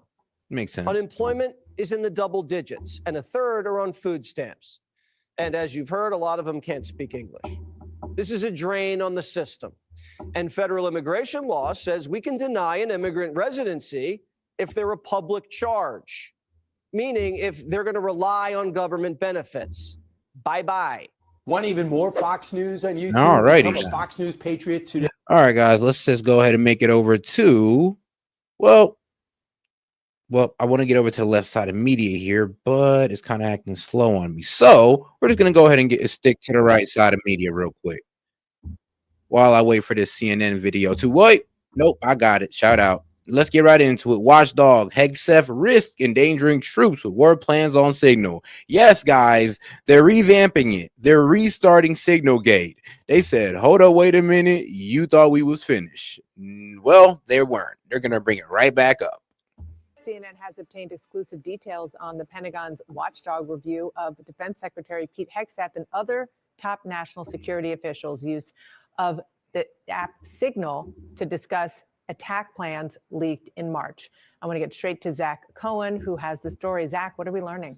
Yeah, Dana, this report is still classified. It has not been publicly released yet, but sources telling me and our colleague Jake Tapper that the Inspector General for the Pentagon did conclude that Pete Hegseth, the Secretary of Defense, risked compromising sensitive military information, which could have endangered American troops and risked mission objectives when he used Signal to share that information about an ongoing military operation targeting the Houthi rebels in Yemen. That was back in March. You may remember that these messages were revealed after Atlantic reporter Jeffrey Goldberg was accidentally added to this Signal group chat. And some of these messages are so specific, one of them even saying from Hegseth, quote, "This is the exact time the bombs will drop." So the Inspector General has been investigating Hegseth's use of Signal for several months now, since April. And we're now finding that he came to the same conclusion. I mean, there's no coordinates. There's no coordinates. There's no specific location. No, nothing like that. So they were pretty much trying to frame these as war plans. But sadly, and I mean, this already was proven in the hearing, that only Hegseth can decide what is classified or unclassified military information. So if he deemed this as unclassified information, then it's all good. It's actually under his discretion. So it's kind of like the gotcha of that whole Signalgate, problem, is that it was up to Hegseth to decide this was a classified plan or not. That many of the critics, current and former U.S. officials, did at the time, that Hegseth should not have been using Signal to communicate this sensitive information to other Trump officials, and that he... Yeah, but only Hegseth can determine if it's sensitive or classified information as a, Secretary of Defense, or now newly named the Secretary of War. Could the potential consequences of that could have been dire. The IG also concluded too that there was no documentation, as far as they could find, that Hegseth made a choice to declassify this information before sending it to the Signal group chat. Now that's important because we know that the information itself was from a document that was marked classified at the time, and the Inspector General was looking at, among other things, whether or not Hegseth did appropriately declassify it before disseminating it. And one other interesting note too, Dana, is that, as I said, they're actually looking into to see if make sure if Hegseth actually declassified it before sending it out, because like I said, it is up to his discretion for any military operations to be classified or declassified. It's all up to him. Hegseth apparently did not sit for an interview with the Inspector General, resisted doing so, instead provided his responses to their questions in writing. So this is the most fulsome picture that we're getting of this report that's coming from an independent watchdog, one that has been really meticulous in reviewing the facts, acquiring documentation related to Hegseth's use of Signal, and is now offering its assessment that really aligns with what we've been talking about for months now. Wow. I mean, this is a big deal. Zach, thank you so much. And to Jake as well. I mean, is it? Because it really wasn't that big of a deal when it first popped off, and now y'all trying to reignite it for whatever reason. Honestly, I think they're just trying to stack it. They're trying to stack on top of the second boat stripe controversy, and then they're also now trying to, reignite Signalgate and really make Hegseth look all bad as he's already looking right now. I mean, clever. I give it to him. Devious, but clever. But all right, guys, let's go ahead and get into the next video. Trump administration intensifying crackdowns on all forms of immigration. So let's get into it. Across the board. Today, the cities of New Orleans and Minneapolis are bracing for major deportation operations. The next. And shout out to my man Jay, said, didn't Noam say over 50% got here of fraud? I'm not sure if she said that. I have no idea, to be quite honest. I can go look that up for you though, because I'm not sure if Industry Gnome even came out and said how much there was under fraud. I know they said there's definite immigration fraud there, but they never stated how much. And I know revoking their TPS program, I mean, that's not going to take a lot of them out, but hey, when we crack down on immigration fraud, which, be real with you, that community likes to do a lot. We'll see how that turns out. Steps in the administration's immigration crackdown. Our Priscilla Alvarez is learning that ICE is aiming to arrest 5,000 people in New Orleans. In Minneapolis, the targets will be undocumented immigrants from Somalia, who President Trump has been talking about in increasingly racist terms in recent days. My panel is here now, and luckily, Priscilla Alvarez is right here in the flesh. Tell us more about what you're learning. Well, Dana, I'm just now learning from a source that the immigration operation in Minnesota is already underway. That is kicked off. That is happening now, where they are targeting Somali immigrants. Now, the administration is saying that they're going to take a targeted approach. Immigration and Customs Enforcement is taking the lead on this one, and that is generally how they work. But that doesn't mean that other immigrants who may be seeking status aren't going to be swept up in these enforcement actions. So this is something that the cities are certainly on alert for. And Minnesota in particular is home to the largest diaspora of Somalis. And the majority of them are U.S. citizens. And that is where the concern really lies, is could others be swept up, even if they're released after the fact, that it can still be a chilling effect on these cities. In addition to that, also launching today is New Orleans. Now, New Orleans is going to be led by Border Patrol, the top Border Patrol official, Gregory Bavino, who was in Chicago, Charlotte, Los Angeles. Yeah, it does say that Minnesota has about a total of 79 to 107,000, depending on which census estimate you use. And this is coming from Minnesota Compass. So yes, the two city metros, so about 83,000 people of Somalian descent. The city of Minneapolis itself holds about 33,000 of them. Let's see here. We're talking about 70% of Somali adults are actually, here it is right here. So this is coming from the Minnesota Compass. Working age employment rate 18 to 64. About 70% of Somalian adults are employed. Men 67% and women 66. Well, 76% and women 66. All right. Let's see. Recommend at least 500 million in income per year. All right. So yeah, the median income of the Somalians is pretty much like, I'll be real with you. What was it? The median income in Minnesota households about 82,000. Well, the median income in Somalian households are about 43,000. So yeah, I could see why they would be on assistance. That operation might look different. That might look more like those heavy-handed, aggressive tactics that we've been seeing. But as far as their, the unemployment numbers, it doesn't look like they're just heavily unemployed over there. But let's see here. It is true that Chrissy Nome and multiple outlets, plus her own posted video, confirmed she used the 50% line about visas and Somalis in Minnesota. But I don't think we're going to have to wait on that one. I don't think there's really no evidence. Everybody's trying to fight back on that. So we'll see. In those cities. Can I just quickly go back to what you said at the top, because that's new about Minneapolis. Yeah. Are you hearing about the size and the scope? Or, I mean, we know, as we mentioned, who the targets are, but any more information about what they're doing as they go in there? So we don't have as clear a number in terms of how many they're trying to arrest, like we do for New Orleans, for example. The operations often vary in scope, but I will say with ICE, they sometimes can happen more under the radar because they are taking that targeted approach. And that is what my sources are telling me, which is different from that very public push that Border Patrol often does on the streets when they land in Home Depot parking lots or grocery stores, and they sweep up a lot of people. So these two operations may look different, but I will tell you, Dana, that everything has sort of flipped on its head this year in the way that the administration conducts immigration operations, because the White House has wanted to see more of that public push and more of that effect on these immigrants so that they too can be fearful and just voluntarily depart, which is ultimately their end goal. Okay, let's drill down on the Somalis who these ICE agents who you say are now involved in the operation. It is ongoing currently in Minneapolis.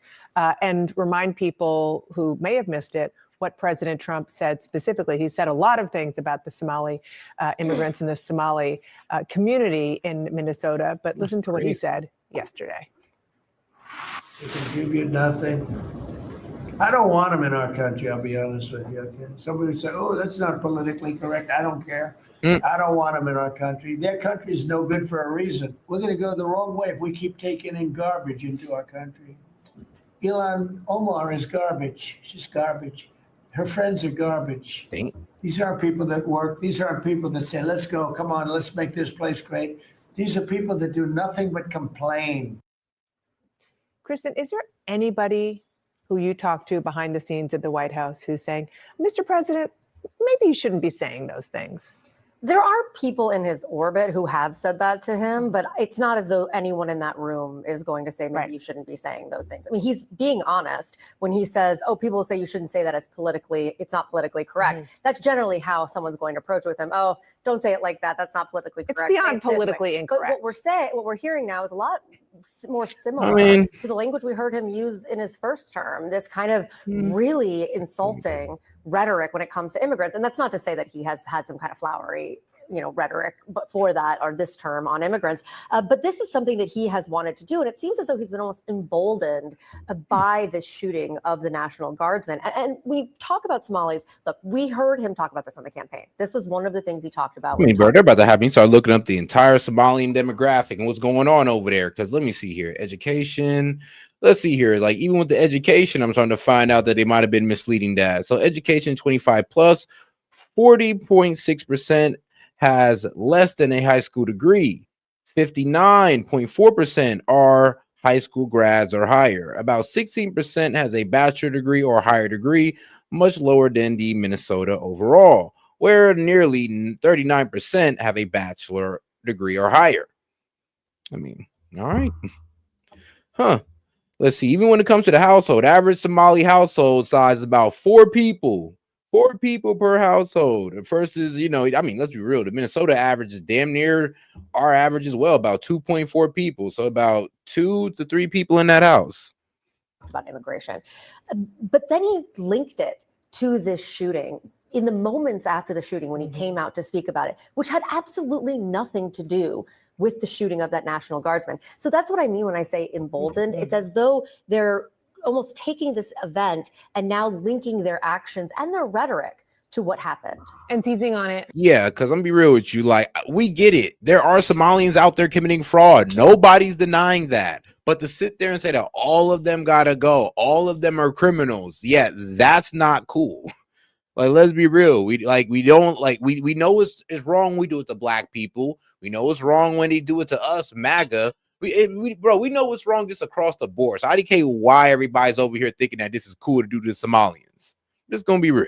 As national security interest. That has been the overarching theme of this immigration agenda, and it paves the way for them to do even more. Well, it gives them a reason, and it gives them a way to point to an incident and say, this is why we're doing it. Just remember, they're very aware of all the litigation that they are facing on so many of these immigration issues. Now they can look at a specific event and say, well, now we're doing this for, as you said, national security. And there's something else that has happened and is currently happening in Minnesota with some members of the Somali community, which are allegations and prosecutions, criminal prosecutions of fraud from in and around the COVID era, a scheme in particular. So far, 37 people have pleaded guilty, 5 have been convicted, but I believe almost all of them are not just American citizens who are naturalized, but American-born citizens of Somali descent. And that makes the point that this is hardly a new phenomenon in Minnesota. I mean, to your point, it is the largest collection of Somali Americans now. I mean, but this has been generations old in Minnesota. I mean, the history of immigration in Minnesota, it's actually quite interesting. I mean, because of the Lutheran Church and other religious groups, I mean, for decades have been welcoming people from all walks of this global life. And so for the president to suddenly seize upon it, I think that the tone we heard, you're right. I mean, he has said so many similar things, but sitting in the cabinet room yesterday, the racist nature of it was striking. I mean, not just only talking about a duly elected member of Congress, but also it seemed to me that he was trying to sort of get the attention on this when he's frustrated by the economy, when he's frustrated by so many other issues here. This is a way that has worked for him to talk in these racist terms. But the politics in Minnesota are actually quite interesting. I mean, there are several interesting races there. The governor's race, obviously, a Senate race as well, other House races, not to make it about politics, but we are in inside politics here. So Go for it. The fallout from this, I think, is not necessarily helpful to some Republicans.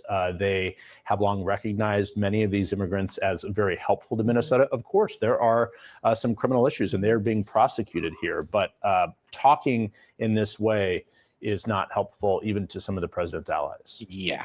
Right. What I found so striking too about, in addition to what everyone has said at the table, is just how. I mean, let's be real. Not everybody in MAGA is, down with this whole, remove them all, Islam is evil and all this while, going balls to the wall with it.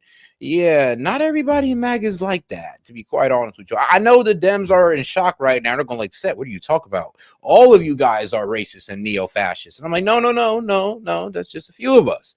Just like some of the guys on you guys on the left. Some of you guys on the left are over there neo-fascists, and some of you guys over there are also baby mutilators. But it is what it is, right?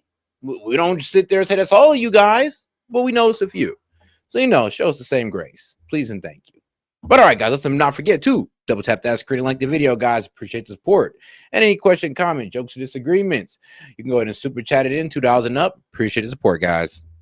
His officials try to emphasize that the immigrants who are targeting are the immigrants who shouldn't be here, who have criminal records, who are a threat to society. But then when the president himself speaks, he generalizes it for all immigrants. And I think, and obviously the message comes from the top, and that's why he doesn't often make that distinction. He generalizes in the way that he did with the Somali immigrants last night. And I do think one thing that was said over Thanksgiving that's been a little bit overlooked is in one of his social media posts, he said that he was going to denaturalize citizens who, quote, I believe, undermine domestic tranquility. That I don't know what that means. So It's very hard. Right. To denaturalize anyone. Yeah. Exactly. And I think that's just, I'm sure that strikes a fear with, naturalized citizens who don't know what this means, who fear that they might be at stake if they anger the administration. Well, Priscilla, you've also been doing, you're a very busy person and a great reporter, but you've also been doing reporting more broadly on the way, the different avenues that the administration is taking to crack down on every form of immigration in the U.S. Travel restrictions on 19 countries, all asylum cases stopped, canceled TPS status for numerous countries, stopped all refugees except. Now, here's the thing. I'm actually for the travel restriction on the 19 countries. Like, I'm actually for the, the clamping down on immigration and Loki shutting down the border and damn near all forms of immigration. I'm actually for that. But like I said, it's just the framing as an entire community as just these evil scammers that want to rip us all off. That's the part I don't like. But as far as restricting immigration from Somalia, here on out, I'm all for it. Like, trust me, I have no disagreement with that. South Africans from South Africa, restrict work and student visas and re-examine green cards. Today really crystallizes what this immigration agenda was actually always about. The president always talked about mass deportation, but the officials that were going to work this behind the scenes had a much bigger plan at play. And that is, I think, what we're seeing today. It's not only 2 aggressive operations in New Orleans and in Minnesota, but there's also the halting of immigration applications for nationals of 19 countries of concern, as they have been labeled by the Trump administration. That is massively disruptive in addition to everything you said, because those are people who have been going through the legal immigration system, who are in the cusp of being naturalized, who are trying to get green cards, who suddenly can't. And this is also true for asylum decisions, which have also been put on pause.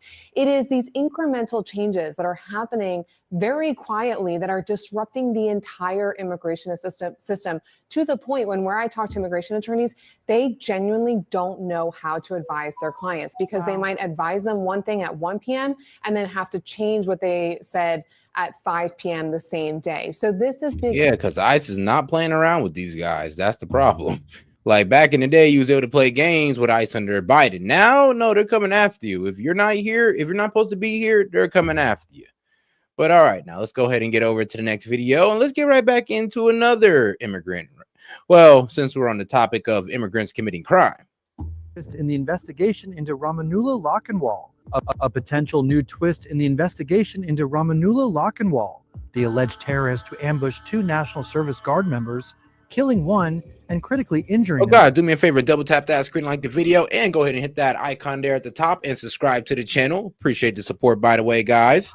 And I believe we are about 82 away from opening up the call-in line and running the conspiracy hour. Sources told the Daily Beast that they're investigating a lead that Lochinwall might have been blackmailed by the Taliban, who may have threatened to murder his family in Afghanistan if he didn't open fire on National Guard troops. The Daily Beast reported that a Taliban unit known as Yarmouk 60. Whoa. Hold on. Let's I'm sorry, but let's take it back a little bit. A potential new twist in the investigation into Ramanullah Lochinwall, the alleged terrorist who ambushed 2 National Service Guard members, killing one and critically injuring another. Sources told the Daily Beast that they're investigating a lead that Lochinwall might have been blackmailed by the Taliban, who may have threatened to murder his family in Afghanistan if he didn't open fire on National Yeah, that'd be a good motivator to get me to drive across the country. Guard troops. The Daily Beast reported that a Taliban unit known as Yarmouk 60 has made it a priority to track down and sometimes kill Afghans who helped U.S. troops during the war. The anonymous source told the outlet that the potential blackmail wasn't the, quote, only line of inquiry the investigators are looking into. Near Farragut Square Park on November 26, gunshots rang out when a shooter ambushed 2 National Service Guard members in a broad daylight attack. The gunman, later identified as 29-year-old Ramanullah Lochinwall, allegedly trained the sights of a .357 Magnum caliber Smith & Wesson revolver at 2 armed National Guard members, Sarah Beckstrom, 20, and Andrew Wolf, 24, who had been patrolling the area at the time. Beckstrom was wounded in the heinous attack. Yeah, I mean, RIP to Sarah, and then of course the guy, he's fighting for his life. Like I said, both of them took a headshot, so sadly she succumbed to her injuries, and the other guy's literally fighting for his life. And later died. Wolf was critically injured. A third unarmed National Guard member rushed to the scene, reportedly leaping towards the suspect and stabbing him with a pocket knife, according to conservative lawyer and strategist Mike Davis. A fourth National Guardsman later ran toward the fray with a pistol drawn and shot Lochinwall in the buttocks and leg. Disturbing video obtained by the Wall Street Journal shows the moment the hero National Guard member started shooting at the suspected terrorist, just moments after the alleged gunman ambushed Wolf and Beckstrom. More troops were eventually able to run to the scene and pin the gunman down as he was taken into custody. Lochinwall and his family were welcomed into the U.S. 4 years ago after he served in the CIA-backed elite NDS-03 counterterrorism unit, one of at least 5 paramilitary Zero units. Yeah, that was backed by the CIA, and they would carry out night raids on hitting Taliban units. The problem is, though, sometimes they'd accidentally attack innocent civilians. Accidentally. Whoops. Counterterrorism unit, one of at least 5 paramilitary Zero units that worked with the U.S. clandestine civilian organization. Because of his service to the U.S., Lochinwall was led into America in 2021 under Operation Allies Welcome, a Biden administration program to help Afghans who fought against the Taliban escape the war-torn country in the wake of the disastrous American withdrawal. After being welcomed in the U.S., Lochinwall, his hijab-covered wife, and their 5 children settled in the idyllic northwest Washington city of Bellingham and were given a $2,000 per month apartment. Neighbors told the Post he largely lived a quiet life in a modern apartment building where he often played Call of Duty and FIFA. One neighbor told the Associated Press that Lochinwall disappeared about... I mean, my man literally went from, throwing bullets in the desert to out there just playing Call of Duty and kicking it in a gaming chair in America. Yeah, I mean, that lifestyle change does something to people, but all right, we'll see where they're taking this. Post, he largely lived a quiet life in a modern apartment building where he often played Call of Duty and FIFA. One neighbor told the Associated Press that Lochinwall disappeared about 2 weeks before the shooting. A senior U.S. official told CNN that in 2021, Lochinwall was vetted by the CIA and checked through the... No, for real. Anybody else heard that too? He said a $2,000. He was given a $2,000 a month apartment. I'm like, given? AKA, he's not paying nothing on that? Like you did what? What? Gave him a $2,000 a month apartment. There's homeless veterans out there. I mean, I'm glad y'all hooked them up, but you could have hooked them up too if that's how y'all are if y'all got money like that. National Counterterrorism Center. The official said the Afghan was, quote, clean on all checks. Some of that reporting, though, has now been contradicted by the National Counterterrorism Center's director, Joe Kent, who blamed the Biden administration for a lapse in Lochinwall's vetting process. It is true that the terrorist who conducted the attack in D.C. was vetted by the intelligence community. However, he was only vetted to serve as a soldier to fight against the Taliban, AQ, and ISIS in Afghanistan. He was not vetted for his suitability to come to America and live among us as a neighbor, integrate into our communities, or eventually become an American citizen. Lockenwall had applied for asylum in December 2024 and later got approval under the Trump administration in April of this year. While it's not entirely clear what his job was, a relative told NBC News that Lockenwall worked as a contractor for Amazon Flex, a delivery service in which contract workers make deliveries with their own vehicles. Yeah. A motive for the shooting is still unclear, but officials are describing the attack as targeted. A childhood friend of Lockenwall said the shooting suspect suffered mental problems from what he saw in Afghanistan. President Trump has also speculated about the suspect's mental state. He went cuckoo. I mean, he went nuts. And that happens too. It happens too often with these people. You see them. But look, this is how they come in. This is how they're standing on top of each other. And that's an airplane. There was no vetting or anything. They came in unvetted. Following the attack, the Department of Homeland Security announced it would stop processing immigration requests for Afghan nationals, pending a review of security protocols, and that all Biden-era asylum cases would be scrutinized. President Trump also directed a sweeping review. Because he came in here through Operations Allies Welcome, then yeah, they pretty much gave him the green light because, well, he helped us fight the Taliban. And let's be real, on logic, like what were we gonna do? Just leave him there to get executed by the Taliban after having this man help us? I mean, yeah, we paid him, but you know, if we leave him there, we kind of like left him to get executed. Would have that really been the right thing to do? I know what some of y'all are saying. Well, yeah, Seth, of course, I F him, but I don't know. I don't like it. That'll left a bad taste in my mouth. But all right, though, let's keep it going. Of green card holders from 19 countries of concern. Lockenwall was charged with first-degree murder while armed during a hearing with D.C. prosecutors at his hospital bedside. Where Man, he's being that's the case, man. We just better never use these guys to help us fight nobody ever again. Held under guard as he situations recovers like from this. gunshot wounds.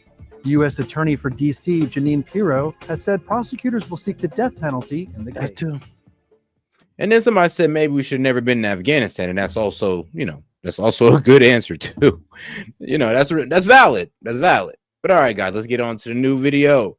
Not a new video, but this video here. Breaking update on DC shooting victim. All right, let's get right into it.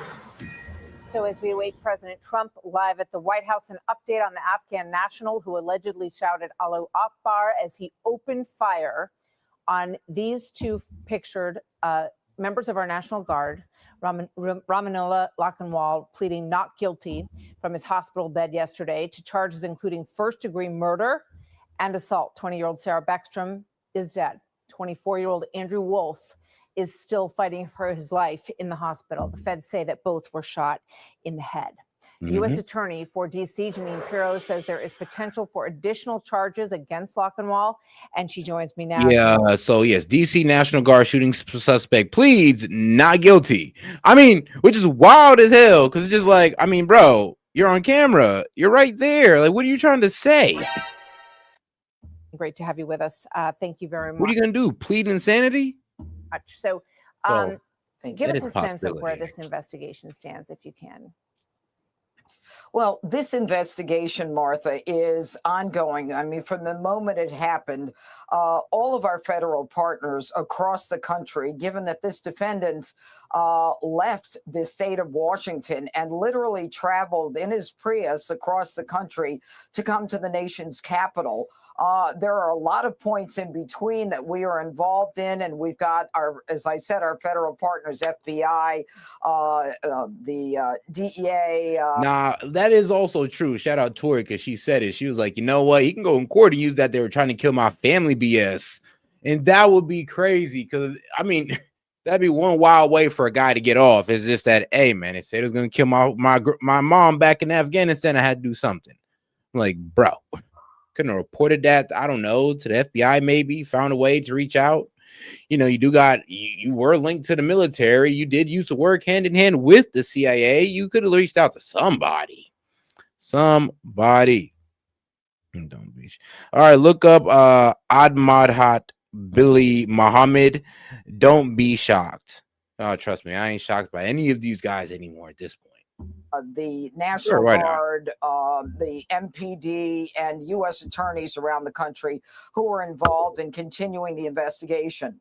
This case was put over until January the 14th. That gives us sufficient time to collect the evidence that we need to add additional charges to make this potentially a federal case.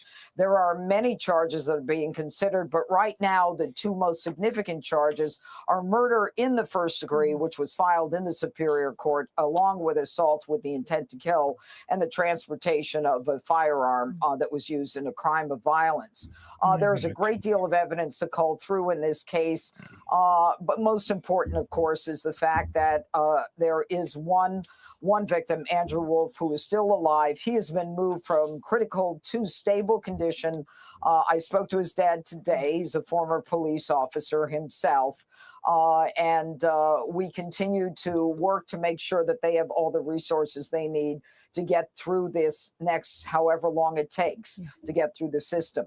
The defendant is in custody in a hospital, and he remains in a hospital bed. But as soon as we're able, we will move him to a correctional facility that has the ability to take care of him. U.S. Attorney for D.C. Jeanine Pirro, thank you very much. Hey, Sean Hannity here. Hey, click here to subscribe to Fox News. Okay, yeah, I found them. There you go. It's like you can never really find these guys on whatchamacallit, on Google for some reason. They didn't want to give me a rate up. But this guy that Hellbat's talking about. Like 2017, rape, no jail time. 2025, rape, no jail time. I mean, again in 2025. So 2 times. Arrested for rape. I mean, it is a bit wild. And I did hear that, I did hear that some community center was trying to, give this man a sob story. And I'm just like, bro, what? Sorry, but there's no sob story you can give this man. And I'm hoping that's not true. I did see a letter, but I didn't fact check it. Because sometimes people like to, make these little AI stories. And trust me, it never really holds up. And he got you running out there thinking that all these guys are out here supporting child pedophilia or raping. But hey, we'll see. But all right, shout out. Well, first of all, shout out to Hellbat for setting in that $2 and also, bringing that to our attention. But all right, guys, let's go ahead and get over to Russia because I got some bad news for you guys. It's about to get real, like real. So, maybe I should start off with redacted first because I best get the worst out the way before I just really hurt your feelings. So let's go ahead and get into it. NATO's worst nightmare is coming. Get ready to hear the truth, guys. If for all my Ukraine lovers, you might just want to just go ahead and just swipe away right now, bro. I won't even blame you. You just can't handle it. Trust me, you just won't be able to handle it. Well, if you listen to the likes of those generals in military class that are paid to go on to Fox News or MSNBC or CNN, they're on the payroll, of course, and they certainly love war. Well, you'd certainly learn that Russia is collapsing or losing badly on the battlefield, running out of weapons, running out of fuel, running out of time. Here's just a few examples over the past few days. General Jack Keane, who you see there on your screen, former Army Vice Chief of Staff.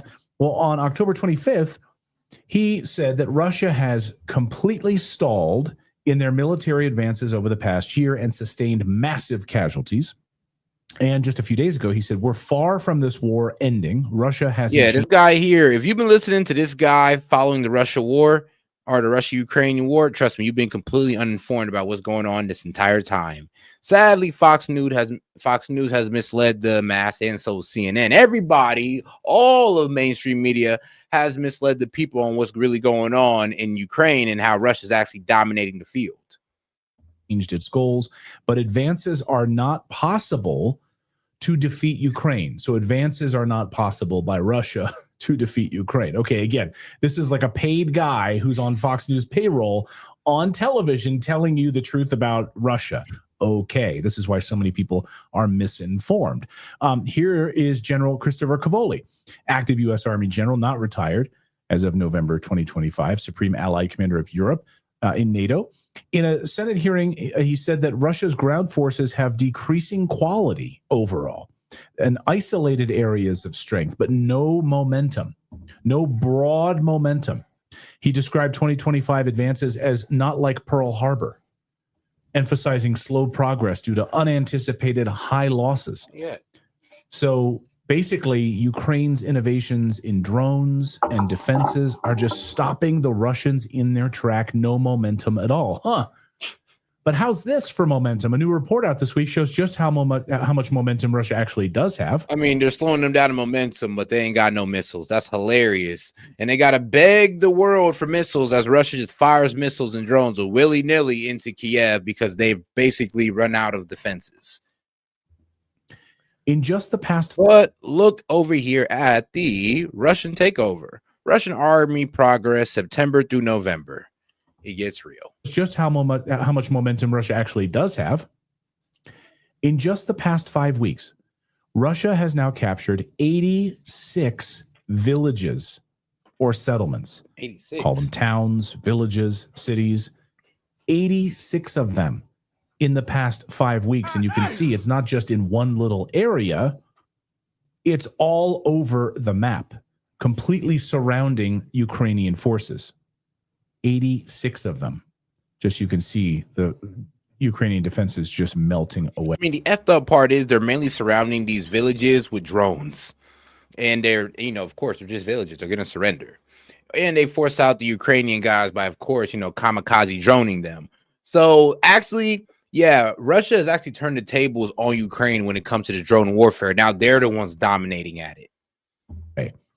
And a few hours ago, Trump's team just arrived. And of course, the added fact that they have missiles, and compared to Ukraine, they got an unlimited amount of missiles, and they don't got to depend on nobody to give them missiles. These talks in Moscow. Jared Kushner has now joined the ranks, and they are in Moscow this evening. We want to bring in Colonel Douglas McGregor now to talk all about this. Where do things stand? With these TV generals who are making money telling us that Russia is losing this war, General. I know you got a good laugh out of that. Good to see you. Well, it's nice to see you. I love your fireplace. I can feel toasty warm just watching it. It's really good. Love the ambiance. Are you under snow right now? We have a little snow. We have a snow warning, a heavy snow warning right now, actually, here in the Rocky Mountains. So I was going to say, it's about time for you to be hit hard. Well, speaking of being hit hard, anybody that listens to this stuff is probably being hit very hard over the head and needs to wake up. Pokrovsk. Yeah, wake up from the delusion. Wake up. Not Russia. Well, Ukraine has lost. Russia has won. They're most likely going to get that land. They're going to get their way. They're going to get let back into the global economy. And guess what Ukraine's going to get? Spared.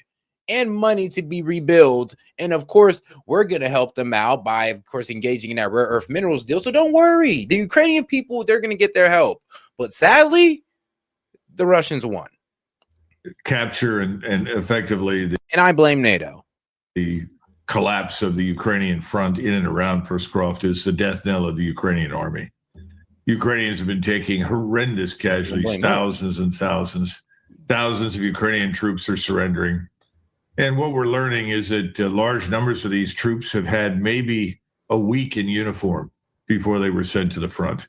Wow. So unsurprisingly, large numbers of them are simply surrendering because they know they're going to be annihilated. Yeah. The Russians have I mean, bro, they're pulling civilians. Ukraine is literally pulling civilians off the street to fight trained military men from Russia. I mean, come on now. Like, that's just not cool. Bro, that's like taking you and me outside as untrained as we are and just putting us against Russia. Can you imagine? Trained Russian soldiers. Is that fair? Of course not. Never had as a goal the conquest of Ukraine and its territory. They were only interested in the territory in Ukraine that was historically Russian and populated with Russian speakers. So once they captured most of that, they established a strategic defense. And our brilliant leaders in NATO advised the Ukrainians to throw themselves against these defenses. And these are not defenses like the ones that we saw, say, at Normandy. You're talking about a very complex integration of intelligence, surveillance, and reconnaissance platforms with multiple strike platforms on the ground, in the air, at sea. And shout out to my man, the Cap Hunter, says, time for Squawk Box later, folks. Hey, man, shout out. Shout out to my man, the Cap Hunter. Out here hunting all the cap in the chat. Shout out to the Cap Hunter. About rocket artillery, missiles of all kinds, as well as conventional artillery, all the way down to mortars. And they have the gift of precision, which 25, 30 years ago they didn't have. They have it now. And so they have been able to annihilate hundreds of thousands of Ukrainian troops. The war is tactically and on the battlefield, I would argue, strategically lost. But as long as the Russians do not advance to the Dnieper River, which I think is now imminent, people are going to continue to insist that the Russians are losing and ineffective or can't do the job. Right now, the Russian casualties and losses are probably in the realm of 130, 140,000 total. Ukrainians are now up to 1.8 million. This is no contest. It's tragic that we don't get the truth. We're not alone. Most of the Europeans aren't being told the truth. But in Washington, D.C., in the globalist governmental environment, it is the narrative that is rewarded, not the truth. And the narrative doesn't have to be true. It just has to be repeated often and sound convincing. I mean, guys, you don't understand how much times some type of like foreign company would reach out to me talking about, well, are you willing to speak good on behalf of Ukraine for X amount of dollars? You have no idea how much Ukrainian-backed channels have offered to debate me over Ukraine. And bro, their whole channel is dedicated to Ukraine.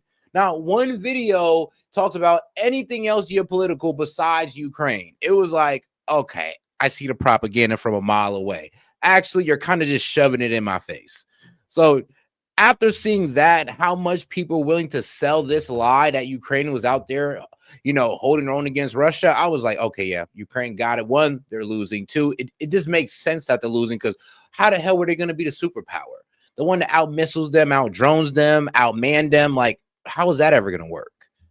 And that's what you've got. But this war is effectively now at a terminal point. And I think that's why you see in an act of desperation, frankly, Witkoff and Kushner, neither of whom are credentialed members of the State Department or the administration, rushing over to Moscow to try and rescue the situation for Trump.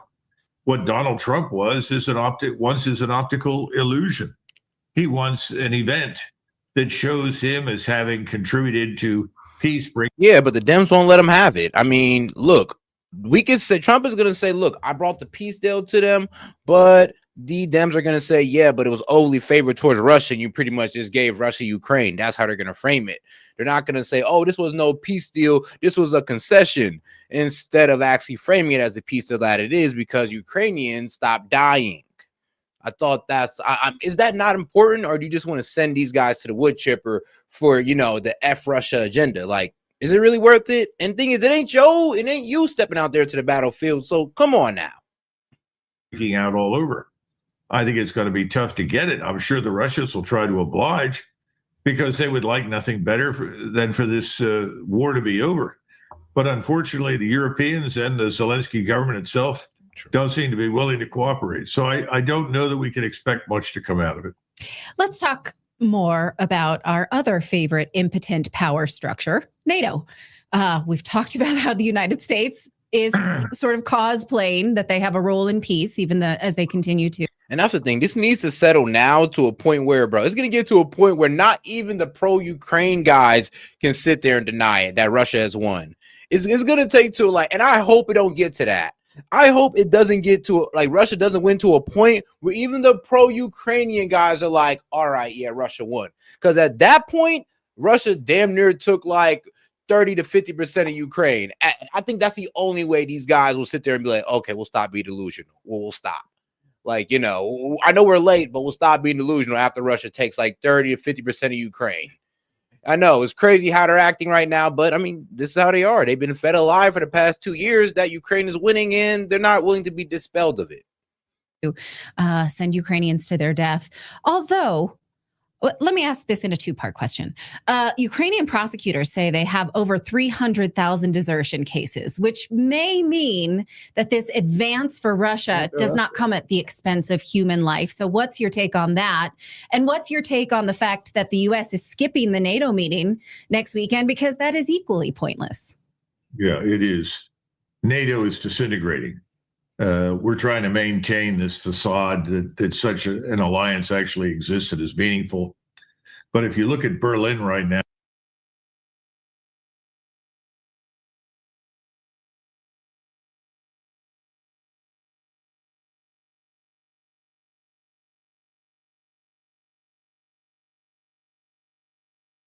now in Germany. Germany is like a volcano that is beginning. Damn it. Damn it, damn it, damn it. All right, my bad. My bad. I was just doing a quick little plug, pretty much just saying, make sure you guys double tap the screen and like the video, hit the icon up top to subscribe to the channel. Appreciate the support. If you have any question, comment, jokes, or disagreements, $2 and up. And we are $75 away from opening up the call-in lines and running Conspiracy Hour. All right, there you go. There's this fuel. Damn mute button. Getting to erupt. The anger, the frustration, the hatred that the population feels for the government in Berlin cannot be overstated. And the right, nationalist right in Germany is growing by leaps and bounds and is being joined, interestingly enough, by the far left nationalists. So I think it's only a matter of time until Merz is gone. And of course, in an effort to create the illusion that they are doing something that is going to change the outcome in Ukraine, they're now spending like drunken sailors on the military industrial base in the hopes that this will persuade people there's something real about it. Situation in Paris is not a whole lot better. Starmer in London is about to go under. I mean, yeah, the European leaders need to come in front of the world and just say, look, bro, the jig is up. The jig is up. We were lying to y'all. We was hoping that maybe if we lied to you guys and make y'all believe that it was actually going to help Ukraine win. Okay, look, hey, you know, the power of belief, right? We was hoping that was going to work for Ukraine. If the European leaders are willing to come out and say that, they might be forgiven. Otherwise, you were promoting this war at the loss of hundreds of thousands of Ukrainian men's lives. So, I mean, which one you want to do? All you have to do is look at the true state of the economies. The economies are in desperate condition. So the facade is crumbling. And it makes good sense not to bother going to this NATO meeting because you're not going to get anything out of it. People that are in power right now in NATO are really enemies of peace because they know the outbreak of peace, the admission of failure, means the end of this globalist elite's tenure in power. So that's a foregone conclusion. So you guys have heard of the bearskin hoodie, right? It's my favorite hoodie. It's the one I'm wearing right now with the removable patches on the side. This thing is built like a tank. This thing is incredibly warm when I walk the dog. It just turned really. Somebody said in the chat, ask Ukrainian people, not you, bro. You think the Ukrainian people even want to admit this loss? Actually, I'm pretty sure if you find the right Ukrainian, they're going to tell you, bro, shut the F up, bro. Shut up. Shut up. We're dying out here. We're dying. Sorry to be a dick about it, but I'm sorry. That's actually what's going on. There ain't no need to ask Ukrainian people. You just need to read the stats of the battlefield and honestly read the Ukrainian peace deal, and you'll kind of see why everybody is understanding that Russia's winning. Because why would a peace deal be so favored towards Russia if they're losing? Their military industrial. And don't be delusional and say because Trump is selling out to Putin. No, don't be that delusional now. Complex, which now has sold the European people expanded military budget, this idea that they can now build an economy based on weaponry, this idea that now they need a surveillance state. The people of Europe are still going to continue to lose, even if NATO's role here is absolutely unnecessary.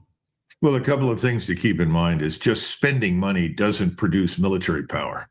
I know Americans don't understand that. Americans think that the Department of Defense is sort of a giant Walmart. You walk in and you pick stuff off the shelf, you pay for it, and instantly you have military power. True. It takes time to build military power. You have to have a lot of trained manpower. Yep, that's true. I mean, that's why we had the Qatari guys come over here and train because, well, they bought our jets. And buying our jets doesn't automatically mean, oh, well, now they have an air force on par as ours. No, because their pilots are nowhere near and we constantly upgrade our jets. But one, we just have very experienced pilots. They don't have that. And it's going to take a while for them to have enough experienced pilots to be a formidable air force. When you go on the ground, and that's really what we're talking about, because you're dealing with a continental power in Russia. And it's a continental power like no other, as has been demonstrated throughout its history. They field enormous forces, and these forces are actually today very, very good. They have a lot of trained manpower that is competently led, well-equipped, and well-organized.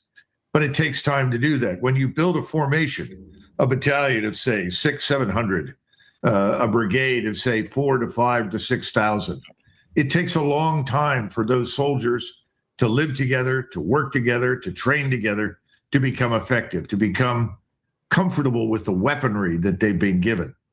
It takes on average about 10 years to build an army.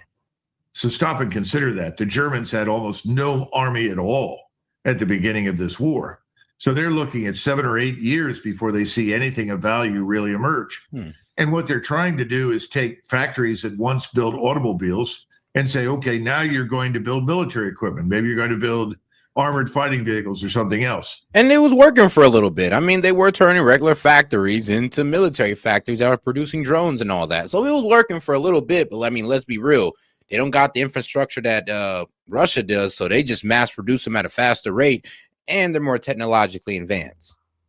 Well, that's not a long-term solution to. And let's not forget the missiles that Russia have that, you know, Ukraine got to beg the world for. Remember that part. Remember the German economic problem. He's on his knees begging for the missiles. Pause. Because, yeah, on his knees begging for the missiles sounds a little gay. But that's what Zelensky was out here doing, on his knees begging for the missiles. Military equipment has very limited utility in the sense that there's no salvage value unless you can sell it to somebody else after you're through with it. And when you do that, you're not going to get much back from your initial investment. In other words, what the Europeans need, what the Germans in particular need, is to rebuild a functioning commercial economy with a scientific industrial base that can sustain the standard of living. That's something you cannot do with this military power. All they'll do is sink themselves deeper into debt and destroy the living standards of the Germans. The Germans know that. They're figuring it out. That's why Germany right now is... I mean, Germany been in revolt for a while now because, I mean, I remember when the farmers protested by putting manure on the, what was it? I think it was like the state buildings or their Capitol buildings, steps. Putting cow dung on the steps of the state officials. Like, what do they call their places there?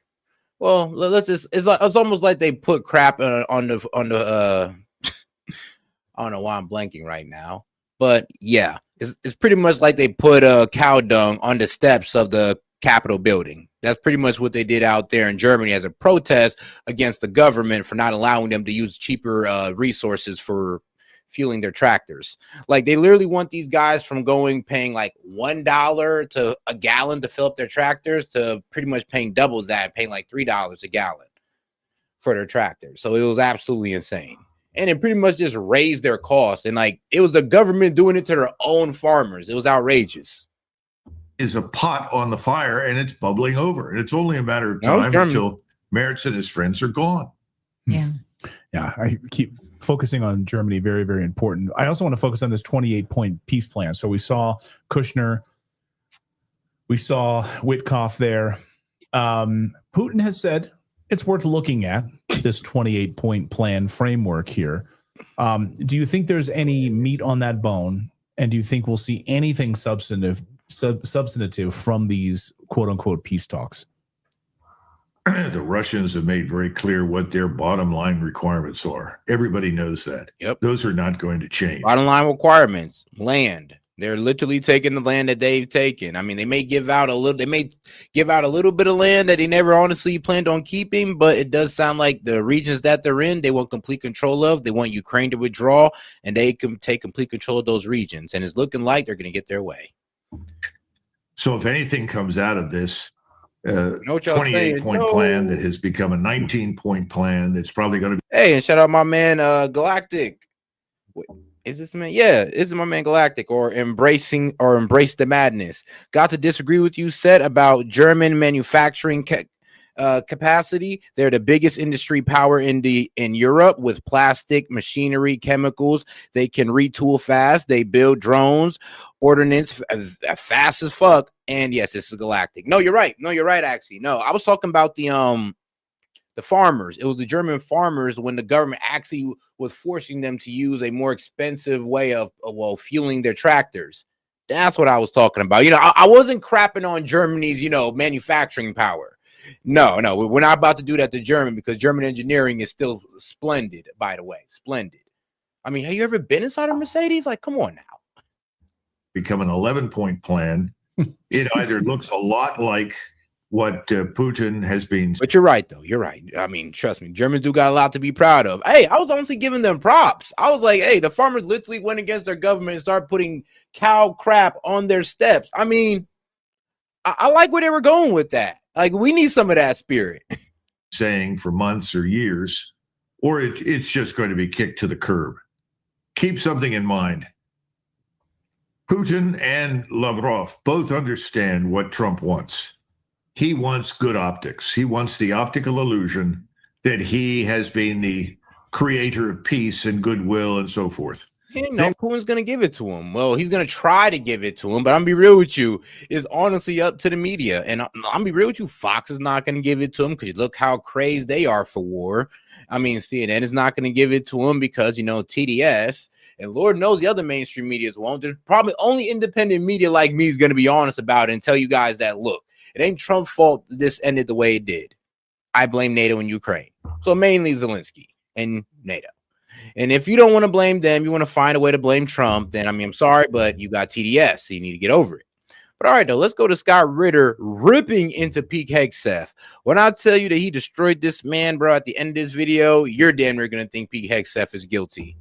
So let's get right into it, guys. And shout out to my man, Scott Ritter. He definitely did some work for the USA. About the post-conflict reality where Russia and the United States are global leaders without any restraints, no sanctions, no residual sanctions, no hint of sanctions, no punishment, no nothing. This is the conversation they're having. It's the conversation they have to be having. This is the only conversation. And then what is the origin of that wacky 28-point plan? The wacky 28-point plan is a Keith Kellogg invention. This is a residual Marco Rubio, Keith Kellogg, to get Europe engaged. But Europe doesn't engage responsibly. This is the first thing that Trump saw, is that when that first of all, the 28-point plan was leaked. It wasn't the whole plan. There's a whole bunch more to this plan that's there. It was. Hold on, and I forgot, man. Shout out to Galactic, because I forgot. That's a baller alert, by the way. My man sent 31 Aussie. Got to put some respect on that. Appreciate the support, brother. Leaked for the purpose of undermining European confidence in this peace process, to tear it apart. And Trump is fed up. Why do you think Rubio's not in Moscow? Because the 28-point peace plan, it doesn't exist in reality. There's aspects of it that they don't see eye to eye on. So they're focusing on that which they do see eye to eye on. And this is the reality that they're talking about. And I think Witkoff and Kushner came out of there confident that that they are headed in the right path, that there will be a peace. It's not going to be a negotiated peace. It's going to be unconditional surrender on the part of the Ukrainians with some residual guarantees. It'll quickly go away. I've read deep into this plan, and what Europe thinks they're going to get and what Ukraine thinks they're going to get are two totally different things than what reality is going to dictate. All right, moving over to Pete Hegseth, I'm going to play three tapes for you. One is Pete when I knew him and worked with him at Fox News. He appears to be giving a speech to an audience. It's not a Fox product. And in it, he says that illegal orders should not be obeyed. The second is Pete Hegseth the day after the attack on this boat, in which first the boat was destroyed and then the second attack resulted in the killing of the two survivors. That's Pete talking to his and my former colleagues on Fox and Friends the morning after. The third is Pete trying to obfuscate what he knew and when he knew it at a cabinet meeting yesterday. We're going to play all three of these together. Collectively, it's less than a minute. Chris, number 18. There are some guys at Leavenworth who made really bad choices on the battlefield. And I do think there have to be consequences for abject war crimes. If you're doing something that is just completely unlawful and ruthless, then there is a consequence for that. That's why the military said it won't follow unlawful orders from their commander-in-chief. There's a standard, there's an ethos, there's a belief that we are above what so many things that our enemies or others would do. I watched it live. We knew exactly who was in that boat. We knew exactly what they were doing, and we knew exactly who they represented. I watched that first strike live. As you can imagine, at the Department of War, we got a lot of things to do. So I didn't stick around for the hour and 2 hours, whatever, where all the sensitive site exploitation digitally occurs. So I moved on to my next meeting. I did not personally see survivors, but I stand, because the thing was on fire. It's like, bro, see, now we need to see the whole video, like I said, because you can't sit there and say that and be like, well, first off, you know, the leaker, he saw some 2 bodies, but me, when I saw the video, I saw 2 floating bags of heroin. Like, you never know how he might try to pull this off. So yes, let's have the video release. Let's make sure we zoom in, and let's make sure that they actually bombed 2 non-lethal combatants. It was exploded and fire or smoke. You can't see anything. You got digital. This is called the fog of war. All right, your reactions from what we have seen of him, and then we'll dive a little bit deeper into what is expected of professional military men and women. First thing you have to understand is Pete Hegseth knows he committed a crime. He knows this in his heart of hearts. So because we saw that in 2016, he knows what the law of war is. He knows what the Department of Defense law of war manual says, and he knows what the duty and responsibility of officers and enlisted men who have taken an oath to uphold and defend the Constitution of the United States against all enemies, foreign and domestic. He knows that you can't obey an unlawful order. He knows this. I think people need to realize that here we are, the first week of December. The incident we're talking about took place on September 2nd. At that time, the commander overseeing this was a lieutenant or a vice admiral named Frank Bradley. He was a commander of Joint Special Operations Command. The Tier 1 commando unit operates out of Fort Bragg. They had operational control here. And there was an ethos at play. It's sort of interesting to hear Hegseth talk about an ethos that, you know, let's go back. Do you remember when Hegseth summoned 800 flag officers and senior enlisted and put them in he made Quantico? A fool of himself trying to pretend he was George Patton. Correct. But basically, you know, the problem with that speech is that it can be used at trial and probably will be used at trial to show intent, because there's 2 war crimes that took place on September 2nd. Really? The first war crime was the order from Trump through Hegseth to kill them all, take no prisoners. And if you listen to that speech and parse it down, he's talking about we're not going to be held by ridiculous rules of engagement. Our job is lethality. We're going to go in there, we kill things, we break things. This is what we do. You know, we ask for forgiveness later kind of attitude. Stupid speech, criminal. But it appears that, again, the president echoed the same sentiment. And then you have a situation where the orders have been given. Now, the commander of JSOC at the time, Bradley, you know, he comes from an organization, SEAL Team 6, that has huge ethical problems. I mean, you know, these are guys that canoed people. So remember, Pete Hegseth was pretty much trying to shift blame to Admiral Bradley. Admiral Bradley is the one who pretty much ordered the strike, the second one. He used to be, or I guess I believe what he's saying is that he has connections to SEAL Team 6, so I guess he used to be a part of it, or is still commanding it. And SEAL Team 6 has been known to do some very shady, or as we say in the Black community, shiesty things. Well, you can Google that if you want to. Talk about Robert O'Neill. Or if you're from the UK or Australia, abhorrent things, very abhorrent things. And what he did to Osama bin Laden. He didn't kill him. He just blew his head open. It's just a SEAL trademark, a red team trademark. These people murder people. They committed horrific crimes in Iraq and in Afghanistan that have been covered up. The SEALs are a corrupt organization, morally, ethically corrupt. And so here you have this guy, Vice Admiral Bradley, who came through SEAL Team 6 from 1999 up through 2015, was a participant in a command function in all of the crimes committed by SEAL Team 6. And now he's there, and he's been told by Hegseth to kill them all. You got to understand, like SEAL Team 6, I mean, they've been known to do some wild things. Like, I remember there was like a secret, like allegedly, the way they killed Osama bin Laden is that one, they beat the shit out of him. They lined up a bunch of his family members and end up shooting all of them in front of him. Yeah, they don't tell you that part. And, you know, of course, they took his body and dumped it into the ocean. But before all that, they beat the shit out of him and then executed his family in front of him. And I mean, apparently people are going like, whoa, that actually happened. Now this is allegedly, this hasn't been proven, but yeah, like the story around, there are stories around SEAL Team 6 that kind of make you shiver a little bit. Like, whoa, I mean, they're doing stuff like that. They're doing people like that.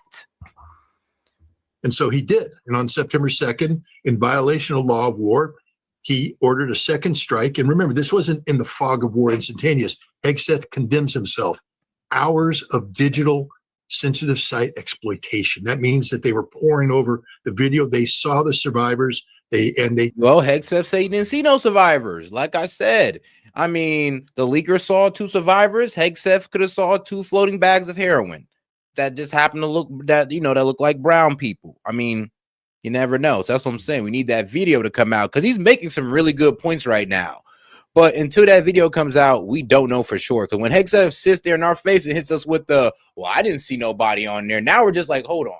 I mean, you got the leaker saying that's in the military who leaked this, pretty much saying, no, I saw 2 survivors. I saw them get obliterated. And then we got Hegseth, who seen the same video this leaker seen, saying, telling us, well, all I see was flames in a boat. And that's it. Like, bruh. Like, really? That's what you're leaving us with? Like, really? Bruh. Killed them with a deliberate second strike designed to kill these people. It's a complete and utter violation of the law of war. You can't do it. They are hors de combat. They're out of the fight. Now, and we also do got to remember, SEAL Team 6 is an elite team. So the way they're able to move is a bit different than most. So I'm not justifying their actions, but there may have some legal justification just under that alone. But who knows? Who knows? Because honestly, I'm not really sure how they're going to skirt around the whole fact that they did bomb a non-lethal combatant. And there were times that we bombed boats before and people survived. A couple people survived. We rounded them up and we sent them back home, where you pretty much asked them, their country, to charge them, and where we not deported them to, but dropped them off at. There's no gray zone here. This is black and white war crime that was committed by a Navy SEAL giving orders to SEAL Team 6, who long ago forgot what their ethics are. Now, he was replaced on September 23rd.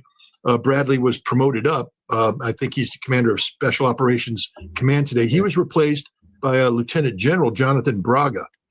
Braga's Delta Force, completely different beast. And Braga did a complete revamp of. Oh, guys, do me a favor and double tap that screen and like the video, and also hit that icon at the top of the screen there, and make sure to subscribe to the channel, guys. Appreciate the support. The way JSOC operates because of the September 2nd crime, which resonated throughout the chamber. I'm just here to tell you right now, everybody knew a war crime had been committed. And this is why Braga changed the whole approach. And on October 26th, maybe, there was a strike against a narco trafficking submarine. And they blew it up. And lo and behold, there's 2 survivors. And JSOC helicopters come in and rescue them. Yep. And take them to a ship. That's the story I was pretty much talking about. When they blew up the submersive, there were 2 people that were still alive. We came back around, we got them, and we dropped them back home. Easy peasy. I mean, what was so different now? And like I said, the only excuse, and here's I wouldn't even believe it if they told me this, but the only excuse I can hear is that, oh, these were high value targets. These were like key leaders in the cartel. And it's off the common sense of that. I'll be like, bro, why the F with the cartel float out their leadership in the middle of the ocean, or the middle of the Caribbean Sea, knowing damn well we're bombing everything we see in that bitch? Like, why would they do that?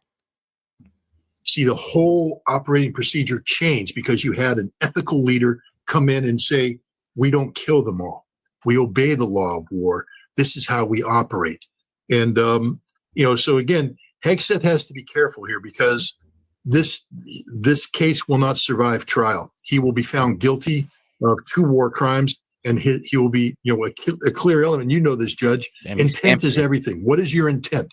Did you intend to commit a crime?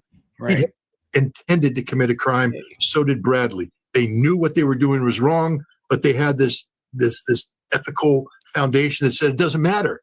We're America. We're narco. We're the new military. We're tough. We're bad. We kill them all. Well, you may go to jail for the rest of your life, Pete Hegseth, and you should.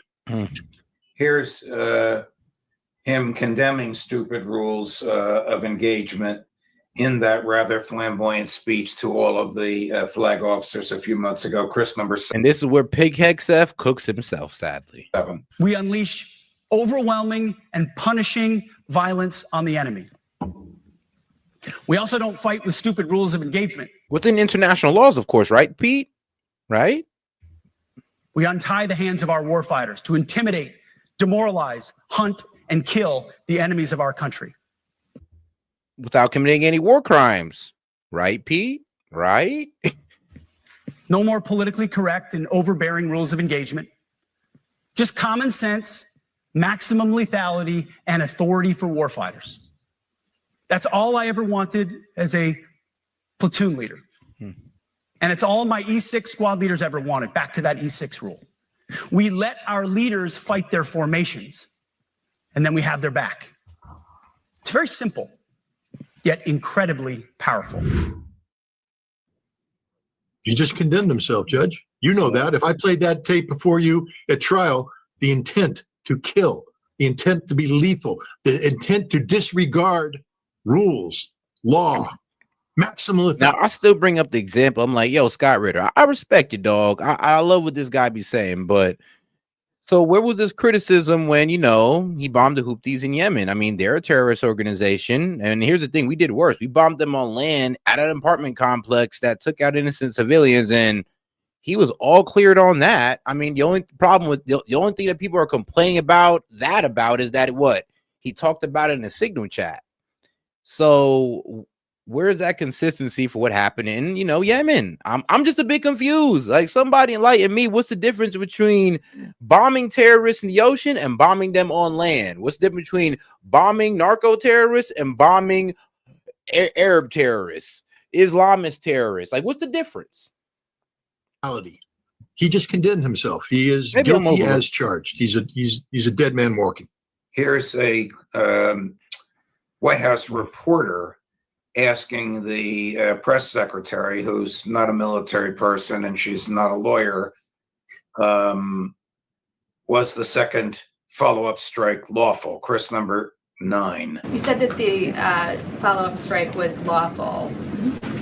What law is it that allows no survivors? The strike conducted on September 2nd was conducted in self-defense to protect Americans in vital United States interests. The strike was conducted in international waters and in accordance with the law of armed conflict.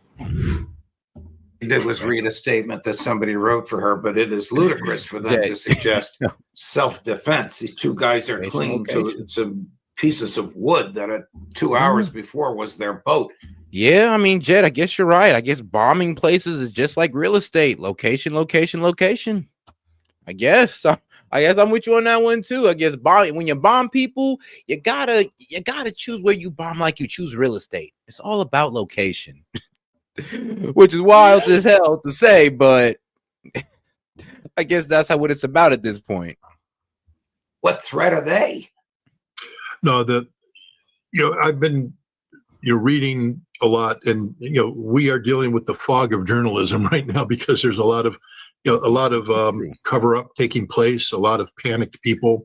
But what's clear is that the President of the United States, working with Department of Justice lawyers, has crafted a legal argument that makes these narco traffickers a threat to the United States that justifies military intervention. Okay, so you and I can argue that and all that stuff, but the bottom line is, if I'm a military commander, understand you're not allowed to obey an unlawful order.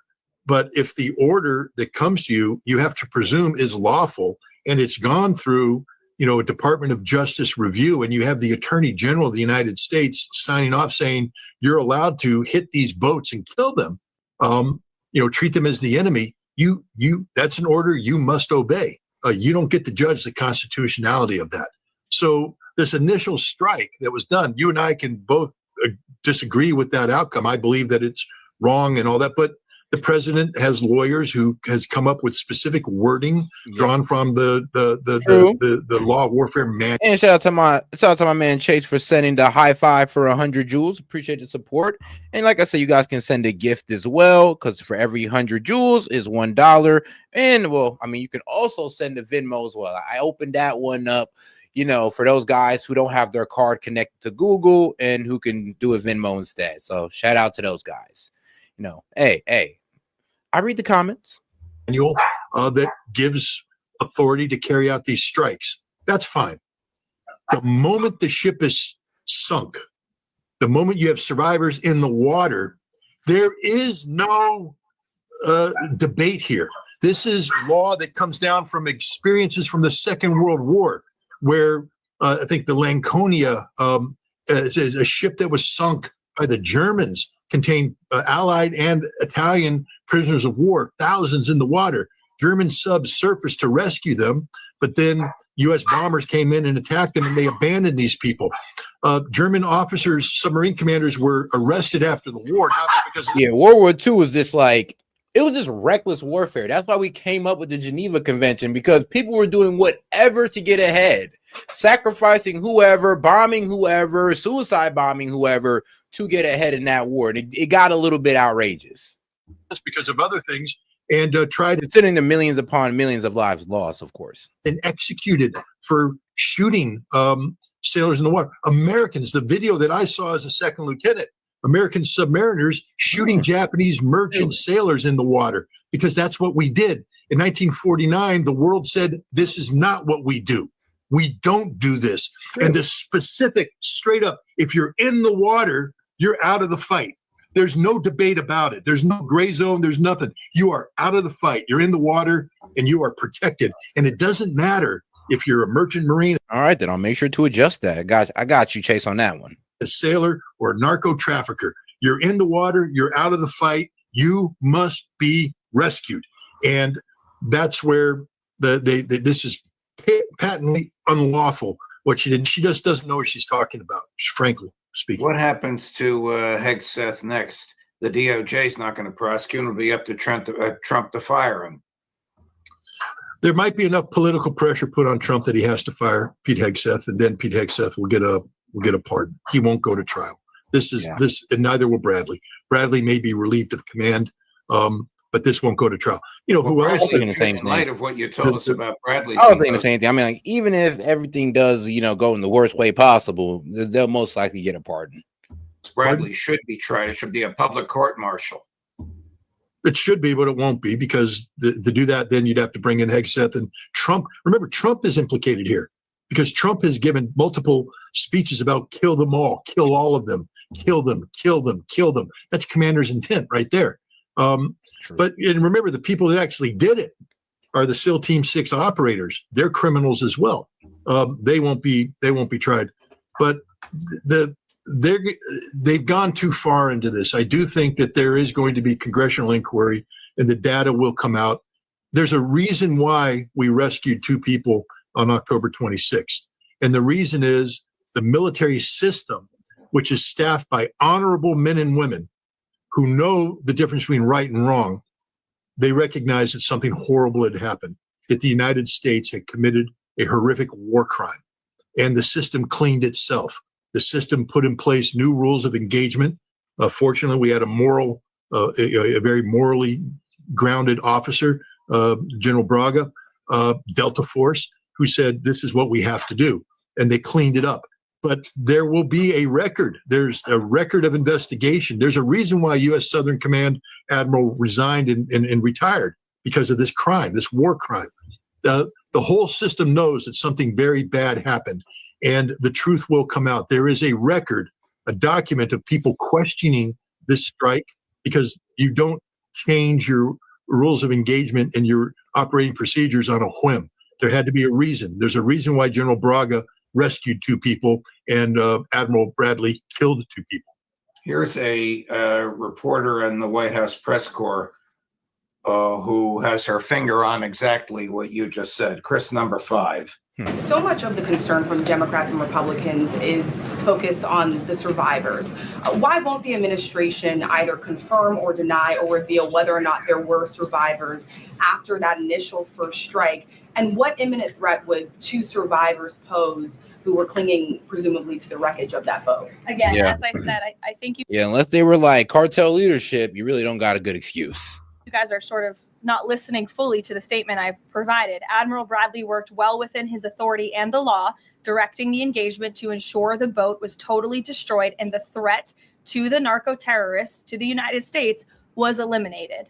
And for any further questions about his thinking, I would defer you to the Department of War. I obviously wasn't in the room for these. Just to follow up, Caroline, just on the administration's policy when it comes to survivors, was there a change in policy after this strike on September 2nd? The Washington Post is reporting that these 2 survivors were killed after a second strike, but then in October, 2 people were rescued and returned to Colombia and Ecuador. So was there a decision that was made to handle survivors differently after these strikes? Not to my knowledge, no. Well, she Yes, just there read a was. statement that Stephen Miller probably wrote for her. Everybody's going off the whole, since they are non-lethal combatants, you cannot kill non-lethal combatants. So that means they don't have a gun, they have no way of fighting back. I mean, you just can't sit there and, blow them up. You got to sit there and take them as a prisoner of war or just as a prisoner altogether. But here's the thing, though. They are applying wartime laws, but we aren't at war with nobody but who? The cartel? I don't know. Are we really at war with the cartel, or are we just attacking terrorists? I'll leave that up for you guys to decide. She's not knowledgeable. First of all, again, but all right, though. Let's go ahead and react to some funny clips. Well, not really funny clips, but political clips. And then we're going to go ahead and get right back into the media analysis. But first, let's start with the Hodge twins. Bring them Somalis up again.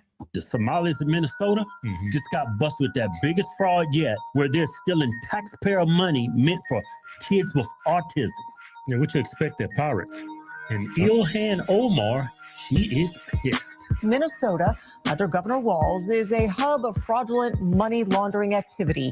I am, as the President of the United States, hereby terminating, effective immediately, the Temporary Protected Status, TPS program, for Somalis in Minnesota. Somali gangs are terrorizing the people of that great state, and billions of dollars are missing.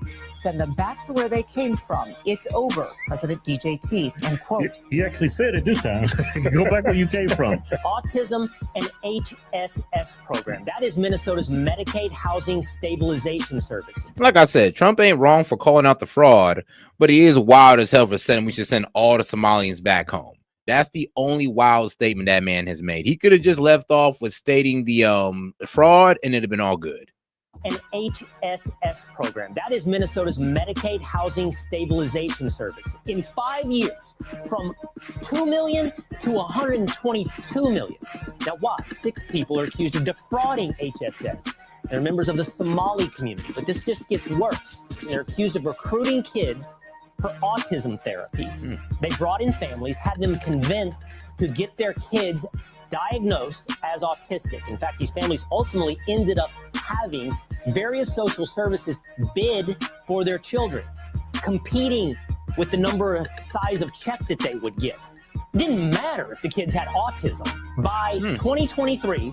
And like I said, it's literally the Democrats helping these guys abuse the system, because they're literally telling these guys, no, yeah, come in here, say your kid has autism. We're going to help you guys out with this type of funding. It's like, it's literally the Dems and the Somalians working hand in hand to play the system. And who do I blame more? The Dems. Because trust me, the Somalians ain't even come over here knowing the system that well to play it. They came over here barely knowing how to speak English. What makes you think they know how to play our complex system? Somebody had to help them with that. Somebody who knows the system very well. Listen here, from $3 million to $400 million. Autism providers jumped from 41 to 328 in 5 years. Wow, taking money from money that was meant for children with autism. It's just, it gets evil. It gets worse. 40% of households in Somalia get remittances from abroad. That totals $1.7 billion. That is more than the entire budget of the Somali government. Money being sent abroad, from abroad, back to Somalia. Where is that money going? Take a look at this.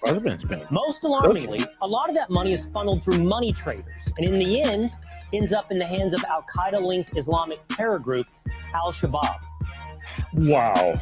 Yep. So I'm sure everybody can see why he's removing protective things for these people in this country to be here legally. Right, right. And a lot of people saying he can't do that. Well, if Biden can do it with the Haitians, why can't Trump take it away from you? Oh no, Trump can take away TPS status from the Somalians. The problem is, it's not going to hit them as hard as we think it would. Because I mean, me and Sid both looked this up. It's about 709 Somalians under the TPS program. So trust me, removing TPS status is not really going to do anything, but just remove 700 of them.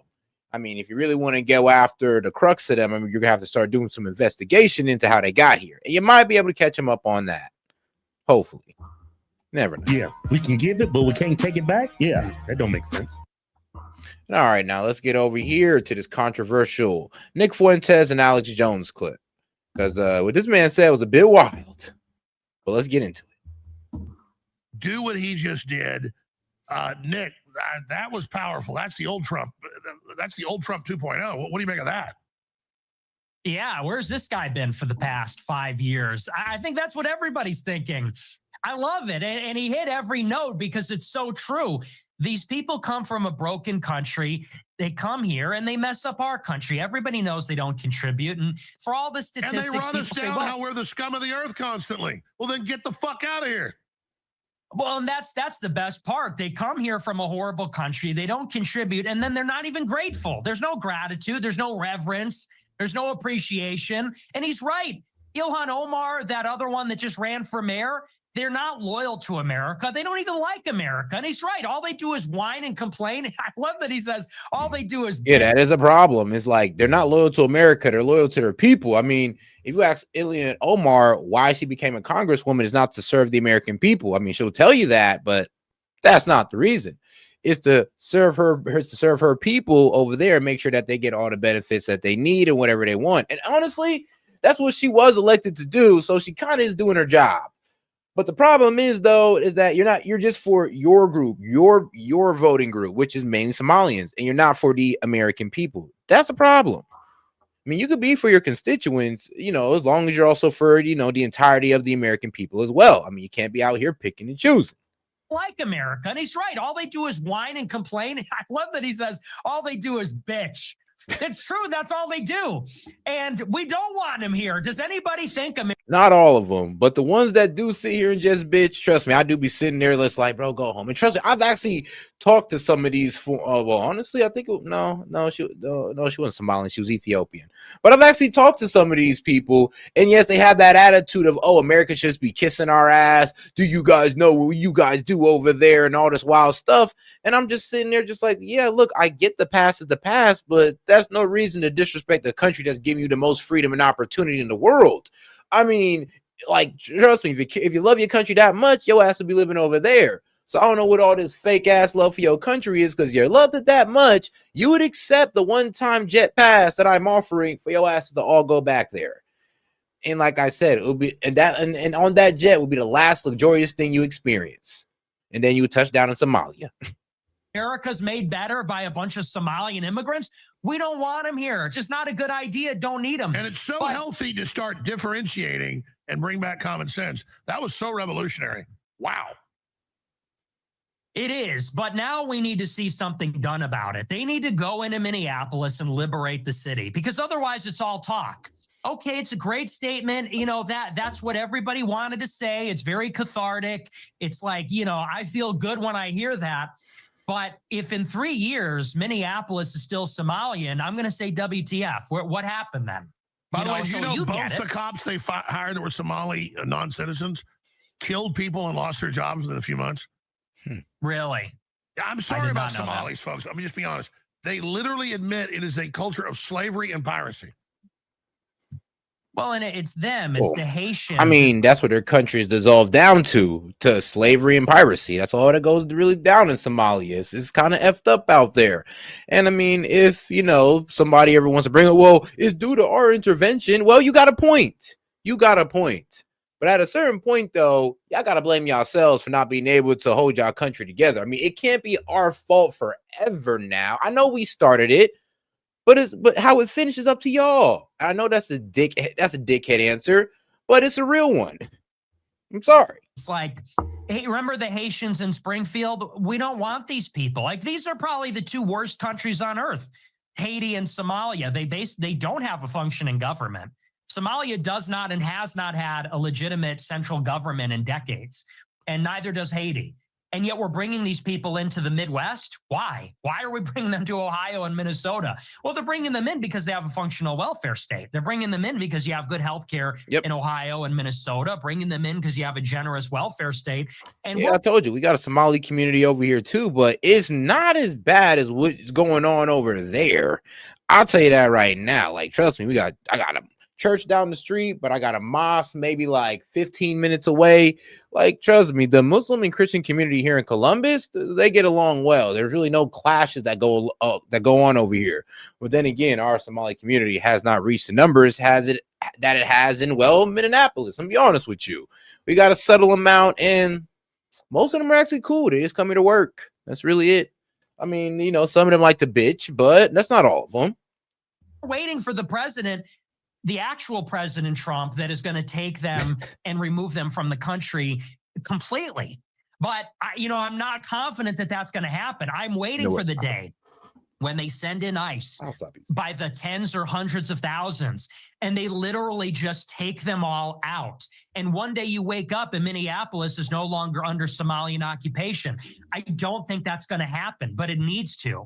And so that's where I hear a statement like that, and you go, okay, so clearly you still have it in you. You know what we want to hear. You know what we want you to do. The 2016 Trump never left. You just need to flip a switch. But now you need to deliver. And so if you can deliver all these other things, deliver this, do what you need to do, but make it happen, because if you remove these people, they're not coming back. If you take these people out of the country, you can violate every federal judge injunction, every Supreme Court ruling, whatever. If you just take these people and physically remove them, they're not coming back. Nah, do Nick, it and party. Nick, you tripping, bro. It's like the Dems are gonna lose their shit, bro. They're literally gonna lose their minds. I wouldn't be surprised if the Dems did some old hippie tree hugger shit and literally chained themselves to the planes that we're gonna be deporting them on. Okay, Nick, I don't think we're gonna be able to get that one off, to be quite honest with you. He said, F it, deport them all, F the law, F what the Dems are saying, and just deporting everybody in the end. Dog, the Dems are going to lose their ish in between that. Yourself, do it and pardon your people, but we just have to start getting them out. And by the way, you're putting them into a wonderland. They all say how great Somalia is. You're doing them a favor. Yeah, they're so proud, right? I mean, they're so proud. I'm pretty sure Somalia would be great if it could establish a government. Their culture and their heritage, and they're so much better than us. So let's just do them a favor. We'll get them a nice military cargo plane ride right back, and then we're going to slam the door shut so they're never tempted to return. I just want to see it happen. And it's frustrating that, when you hear that, you realize it's like, it's very pleasing to hear, but you also realize, oh, so Trump knows exactly what to say and exactly what to do. He's just not doing it every other day and 90% of the other times when it's not happening. So that's where it's sort of bittersweet. No, I agree, but I'm starting to see a pivot. Like I said, I'm all for bringing up the fraud, but like I said, demonizing an entire community as if they're just these fraudsters is not the way to go. Call out the bad apples and tell them you're going to get them going up out of here. And honestly, just send a message to the community. You don't got to sit there and demonize the entire community. Just sit there and be like, look, man, these Somalis that want to come here and try to commit fraud, try to send money overseas. Because now we're going to start. If I was Trump, I'd start putting a heavy tax on that. And I'll just send a message. Yeah, if you want to come here acting crazy, you will be sent away. I mean, you want to come here fraudulently, sent away. You want to come here commit fraud, sent away. About as easy as that. If you want to come here and love America, we'll keep you. We love y'all. But if not, I mean, you can go. It's about as easy as that. There ain't no need for all the inflammatory language towards the entire community. On May, let's get into it. How AI is killing the value of a college degree. All right. 16th, 2025, I woke up and was ready to get into my graduation gown for the day of celebration of Villanova's graduation ceremony. My family and friends came from pretty much across the country to see me walk across the stage and receive my diploma. Michael, Sean, Matthias. Yeah, Michael! I was really on top of the world, super excited to finally have the diploma that shows my hard work over those 4 years. I was super excited to apply those skills to the job market, to an employer, and finally be an independent adult. Flash forward a couple months into the job search, been a little demoralizing. The job market has been very tough, especially for the new grads. I have been on my job search since November 2024. I've been applying anywhere and everywhere, and it has been a little difficult to even get to the initial interviews that I want to get to. The job market is yeah. kind of trash right now. I mean, it's either AI is taking your job or they got the, I mean, like I said, if it's low wage, illegals. If it's a high wage job, depending on where you're at, they can get an H-1B visa guy in. And like we exposed last night, they can say you're coming in at level 1, but really when you do your job, your task is about level 2, level 3. And that's how they just finesse the system. Elon, I'm sorry, my bad. I had a truth cough. But shout out to my man Hellbat. He says, if that's the case, Dems can fly with them and visit Somalia. Bye, fuck off, enjoy the trip, and stay there. And stay there a while. Literally, stay there a while, and hopefully you have some love for America when you come back. Hopefully you just start kissing the soil once you step off the plane. Now, I mean, it's really difficult. It's really difficult for people who have many years of experience. So it's going to be difficult for college kids. The rise of youth unemployment is worrisome. For the individual worker, we can see that graduating in a recession leaves long-lasting scars for decades after. These workers are a vital part of the labor market. And if they're having a hard time, that means that the economy could have a hard time. For the broader economy, these youth workers might be early indicators that the overall economy is slowing down or maybe even heading towards a recession. For the first time in modern history, a bachelor degree is no longer a reliable path to professional employment. Tough.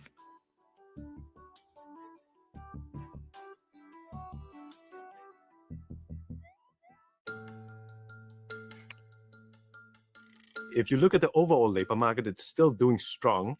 Unemployment rates in general are still fairly low.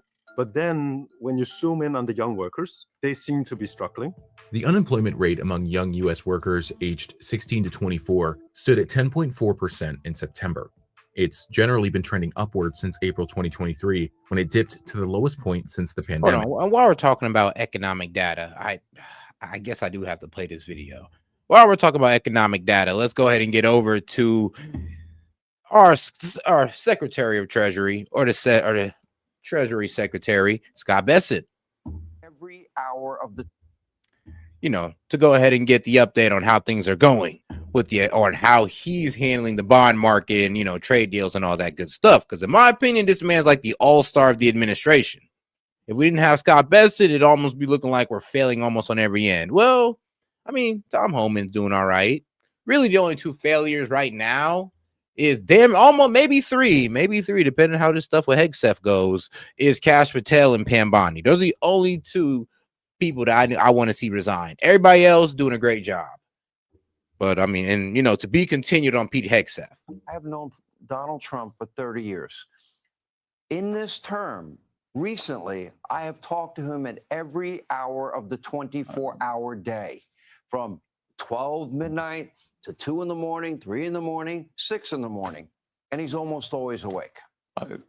Sean, he'll call me, Scott, I didn't wake you, did you? No, sir. I'm always awake at 1:52 on a Tuesday. And I can tell you, we did the trip to Alaska. We did a round trip one day, and we arrived back. The rest of the cabinet, it was Secretary Rubio, Secretary Lutnick, and I, our batteries are out.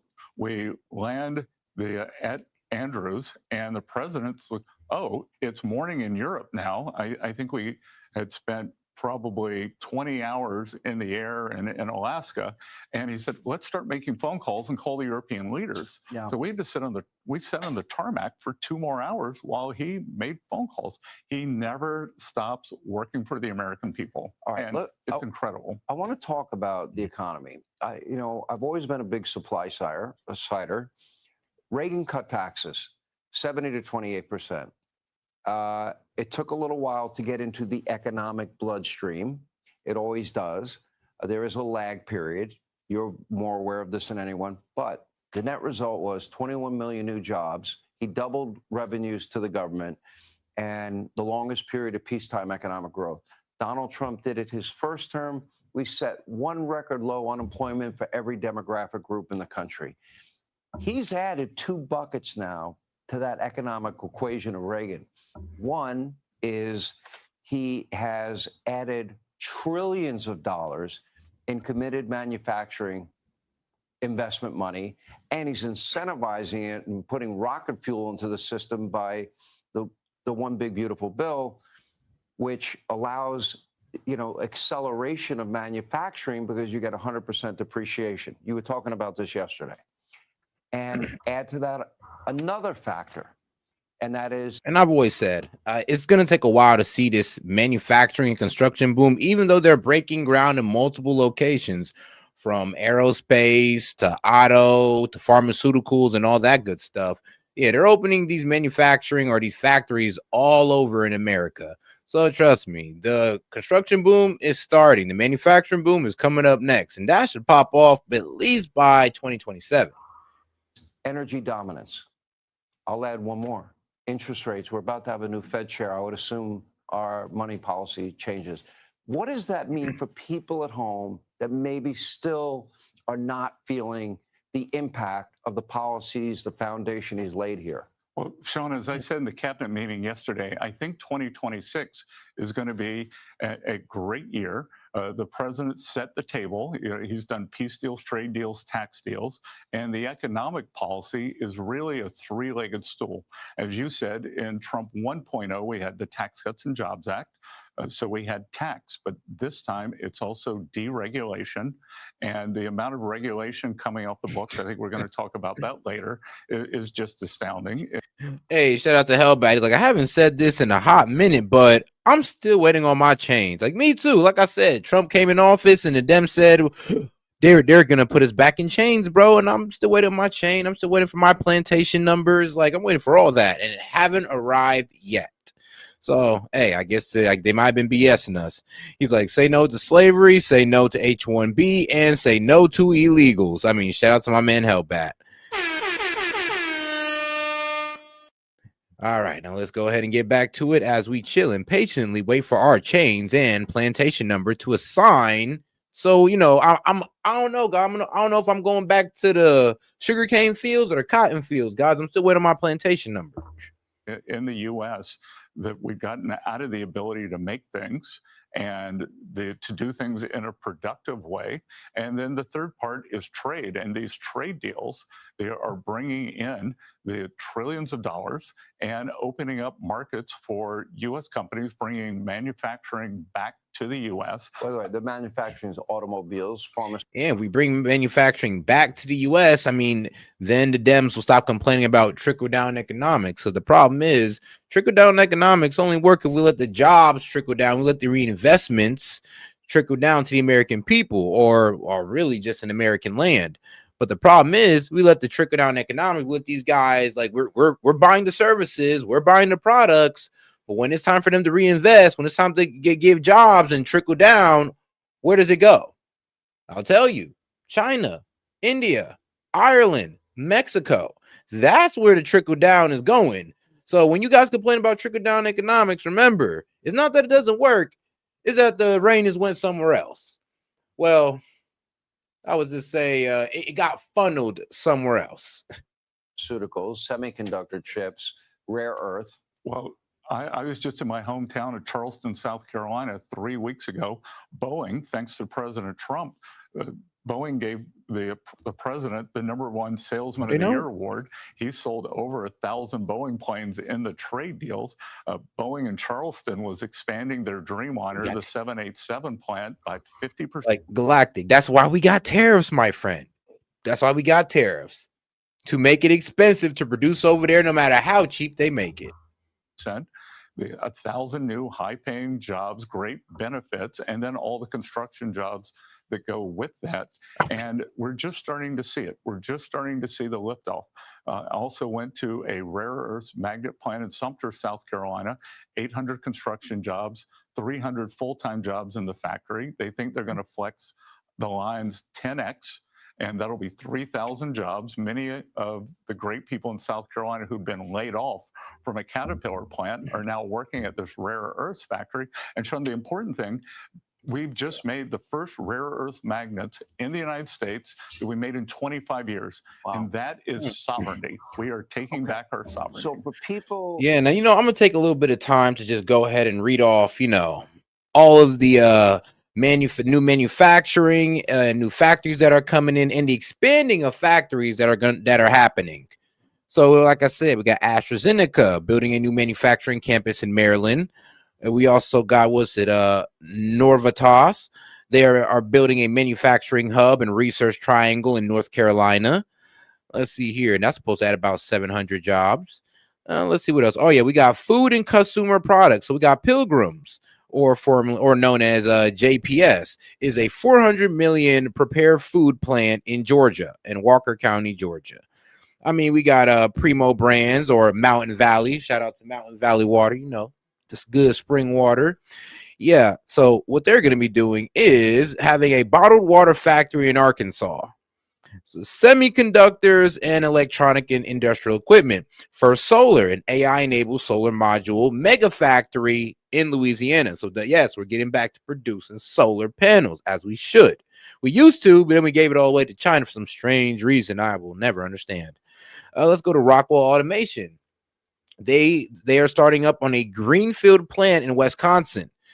So let's see here. It's a new $100 million square foot manufacturing site, part of a $2 billion U.S. capital plan designed underway. And this is Rockwell Automation. Now we got, let's see here.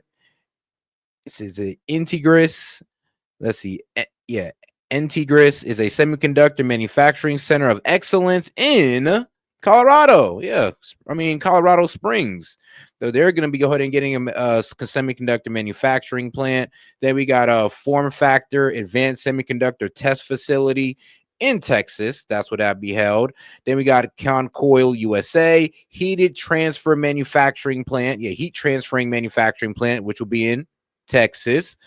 I mean, shoot, let's go to aerospace and defense. We got a Woodward Aerospace Component Plant is going to be built in South Carolina. Damn, South Carolina's about to get a whole lot of business. I mean, if you're looking for some jobs, South Carolina is where it's at. I mean, even Boeing is a $1 billion 787 Dreamliner expansion in South Carolina. Again, then we got a L3 Harris, which is a solid rocket motor factory, or a solid rocket motor manufacturing complex in South Arkansas. I mean, nope. Gaming lives in Missouri, not Arkansas. All right, and then shout out to William International, a jet engine plant in Florida. So all of these places that I'm reading out are either being made now or scheduled to be made. I mean, bio industry, we got BioMade that's going to be built in Iowa State. It's a $40 million biomanufacturing pilot plant in Iowa. I mean, shoot, bringing jobs all the way out there into the middle of nowhere, even in Iowa. And there's a whole lot more. I mean, all the way from EV, plastic and packaging. I could just name companies for days and keep on going.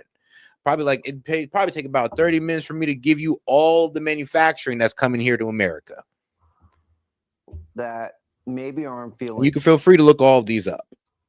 It yet, although they're feeling with gas prices and inflation is way down. So we're seeing improvement.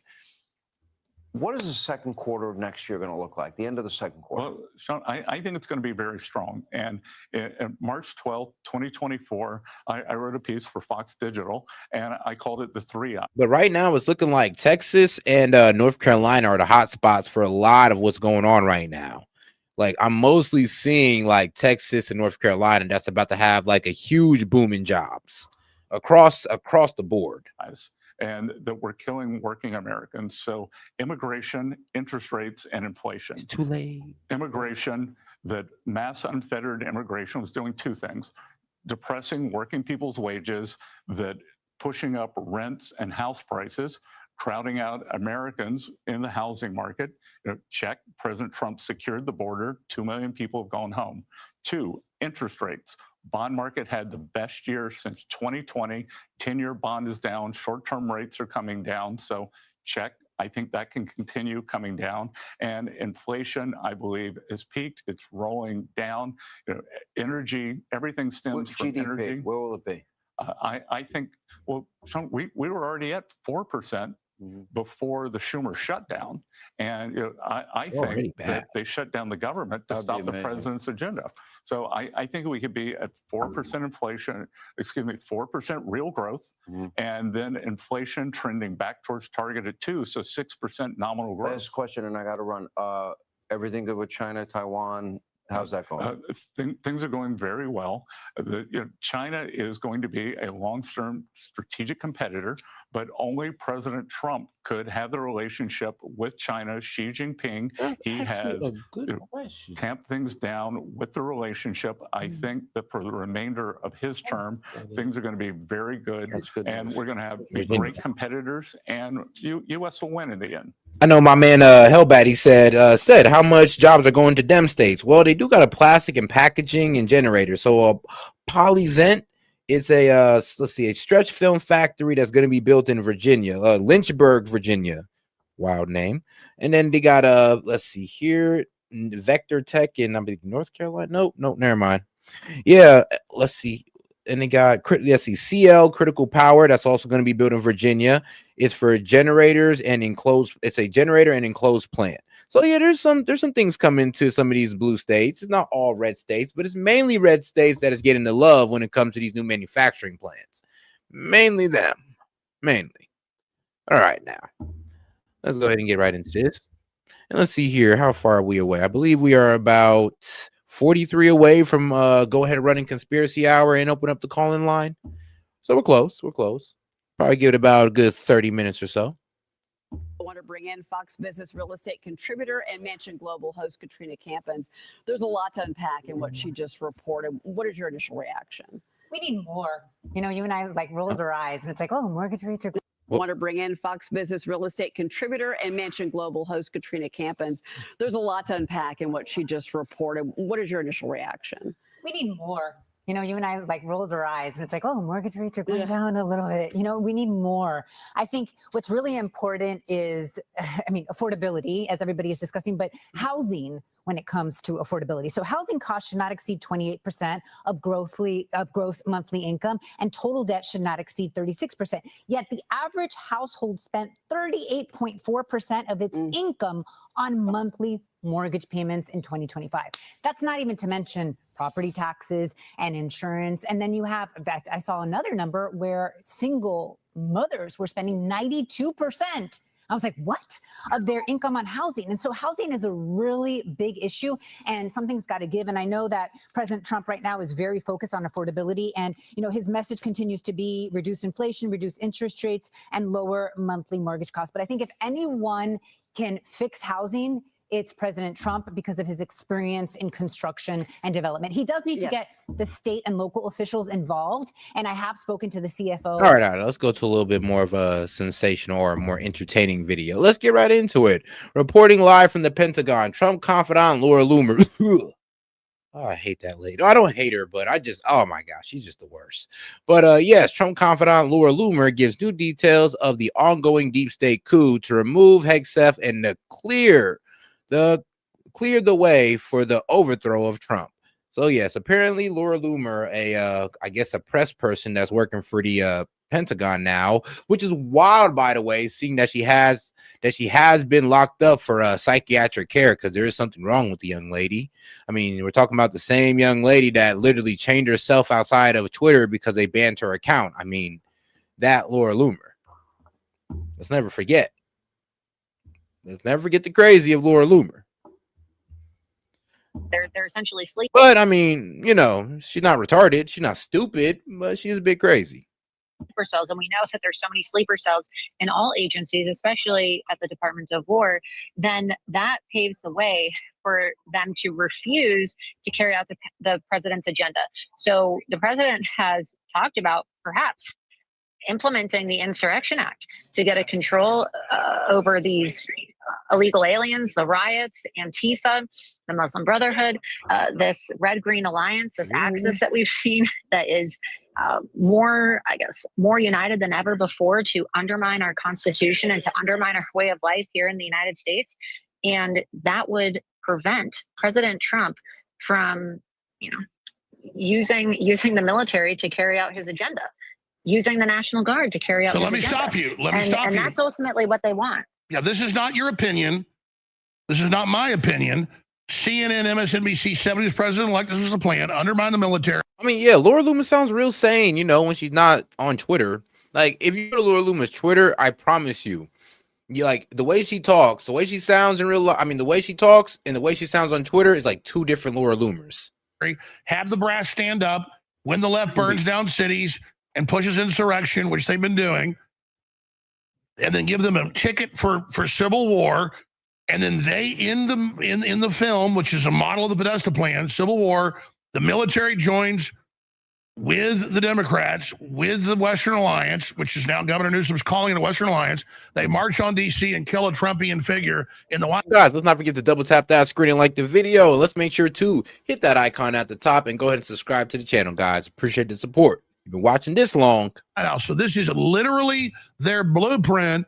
That's how important this is. This is so key. They're actually trying it. Laura Loomer, what do we need to do to stop this? Well, I think everybody needs to support Pete Hegseth, and they need to push back on the propaganda. And notice too, they're using this walkout. It's very coordinated. All of the hit pieces on Pete Hegseth, all of the attacks on the White House, all of the attacks on President Trump. It's not a coincidence that it's happening at the same time that they're trying to say President Trump and Pete Hegseth have killed free press in America as we know it. Free press in the West is dead as we know it, because they didn't want to sign a piece of paper that said you're not allowed to solicit classified information inside the Pentagon. Okay. And so it's very coordinated. They're trying to program people. And I'm going to say program because it really is a form of psychological warfare when you think about it. And a lot of these people, that's what they specialize in. They specialize in information warfare, psychological warfare. It's a psychological mind game. They are pushing propaganda and trying to manipulate people into truly believing they are occupied by a king.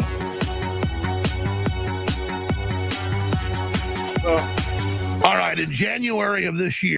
I mean, she's hitting on something. She's definitely hitting on something. Like I said, the lady crazy, but I mean, shoot, the crazy lady can be right every now and then. And others got undercover footage of the head liaison, the FBI agent that was formerly one of the chief of staff for Hillary, quarterbacking that he was in. I mean, even the crackhead lady on the court and on the corner be cooking every now and then, whenever you understand what the hell she's talking about. Meetings at the Pentagon with top generals planning a coup against Trump and how they were going to say his actions were illegitimate. CNN, even before that broke, was saying, there's meetings at the Pentagon about what to do about Trump's illegal orders before he's even in office. Then they lie and say all the orders are illegal. They're teeing up a civil war, the Podesta plan, the movies they produced that are predicted programming like Civil War last year. And this year, one battle after another. And so I was already planning to go with this, that they need to take out Hegseth to take control of the Pentagon. They say don't follow illegal orders. That means stage a coup is what they're really saying.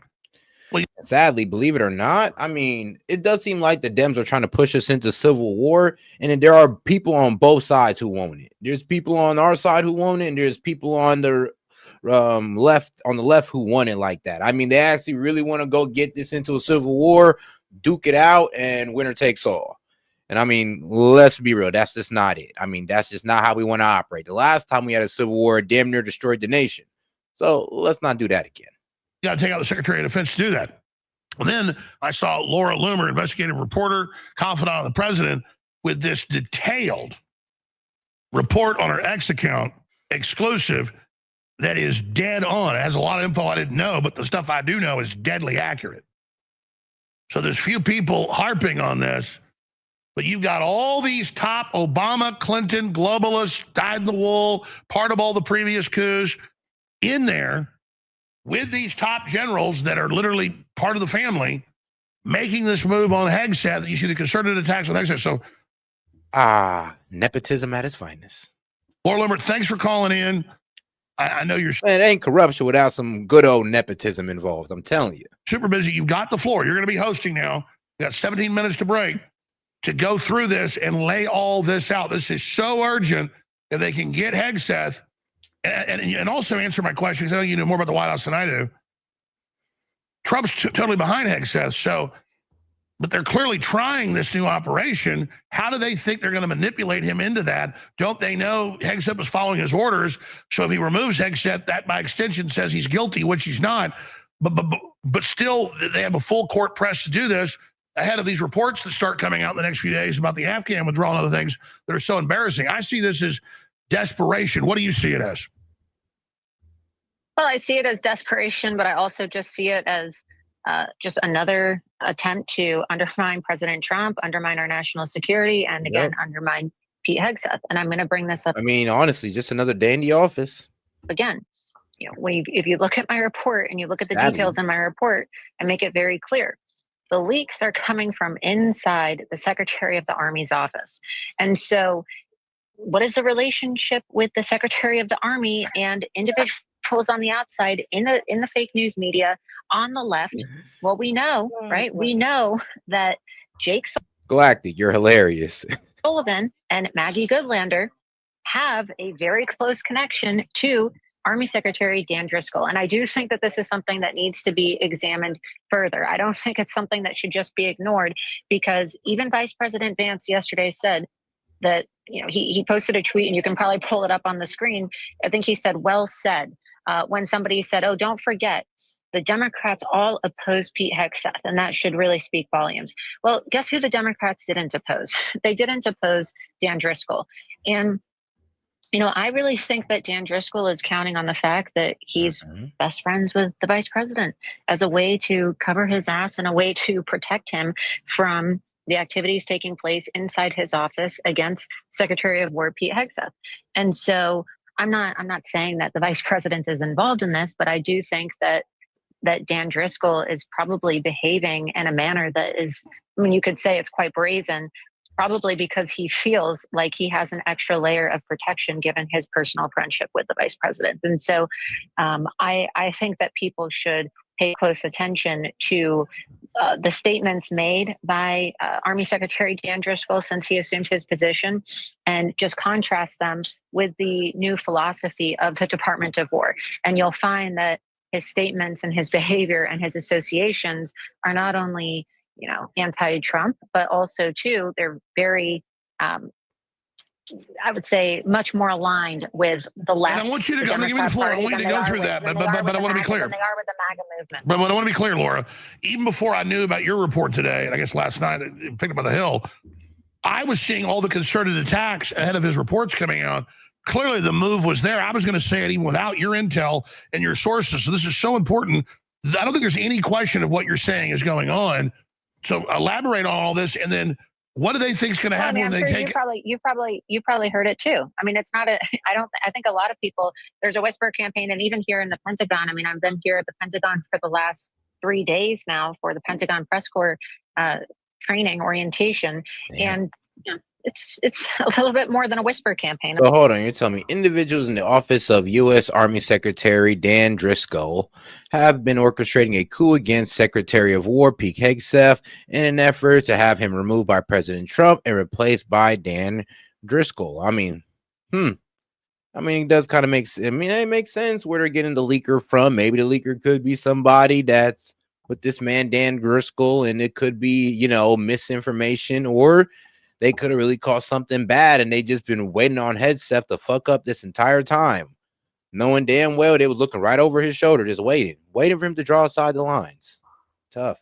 That's a little bit more than a whisper campaign, and I think that there are, you know, pretty clear tensions between the secretaries, and you're not supposed to really have those tensions because it undermines the, it not only serves to undermine Pete Hegseth's authority as the Secretary of War, but it creates a toxic work environment if people are vying for each other's positions as opposed to being focused on supporting the Secretary as he's conducting these airstrikes and is defending himself against just an onslaught of media smears.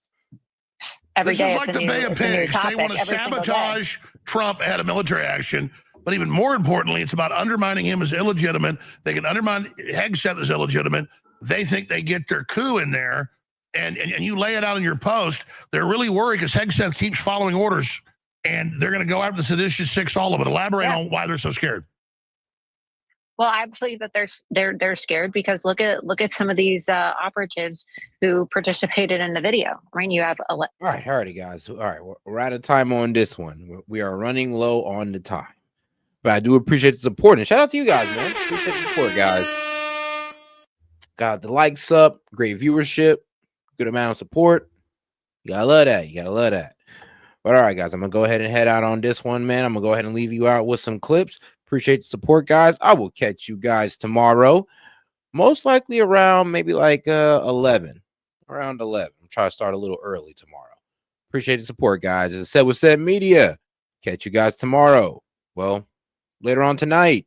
Peace. Nearly every family in America is set to receive this huge amount of money thanks to a new initiative funded by Trump and a famous billionaire. Mike Odell, who is the world's 10th richest man, has been working alongside Trump to launch a new program called Trump Accounts that will provide direct financial support to these two major groups of Americans. The first group is smaller and will receive money from Trump's recently passed legislation stipulating that every household will get $1,000 deposited into a federally managed account that's directly invested in the stock market for each child that they have in 2025 and beyond. The money cannot be withdrawn until the child turns 18, with the expectation that this initial $1,000 will have grown substantially by then. But the second group is much bigger and will receive money directly from Dell's donation of $6.25 billion, which expands the Trump Accounts program by providing an estimated 25 million Americans who are of age 10 and under with an additional $250.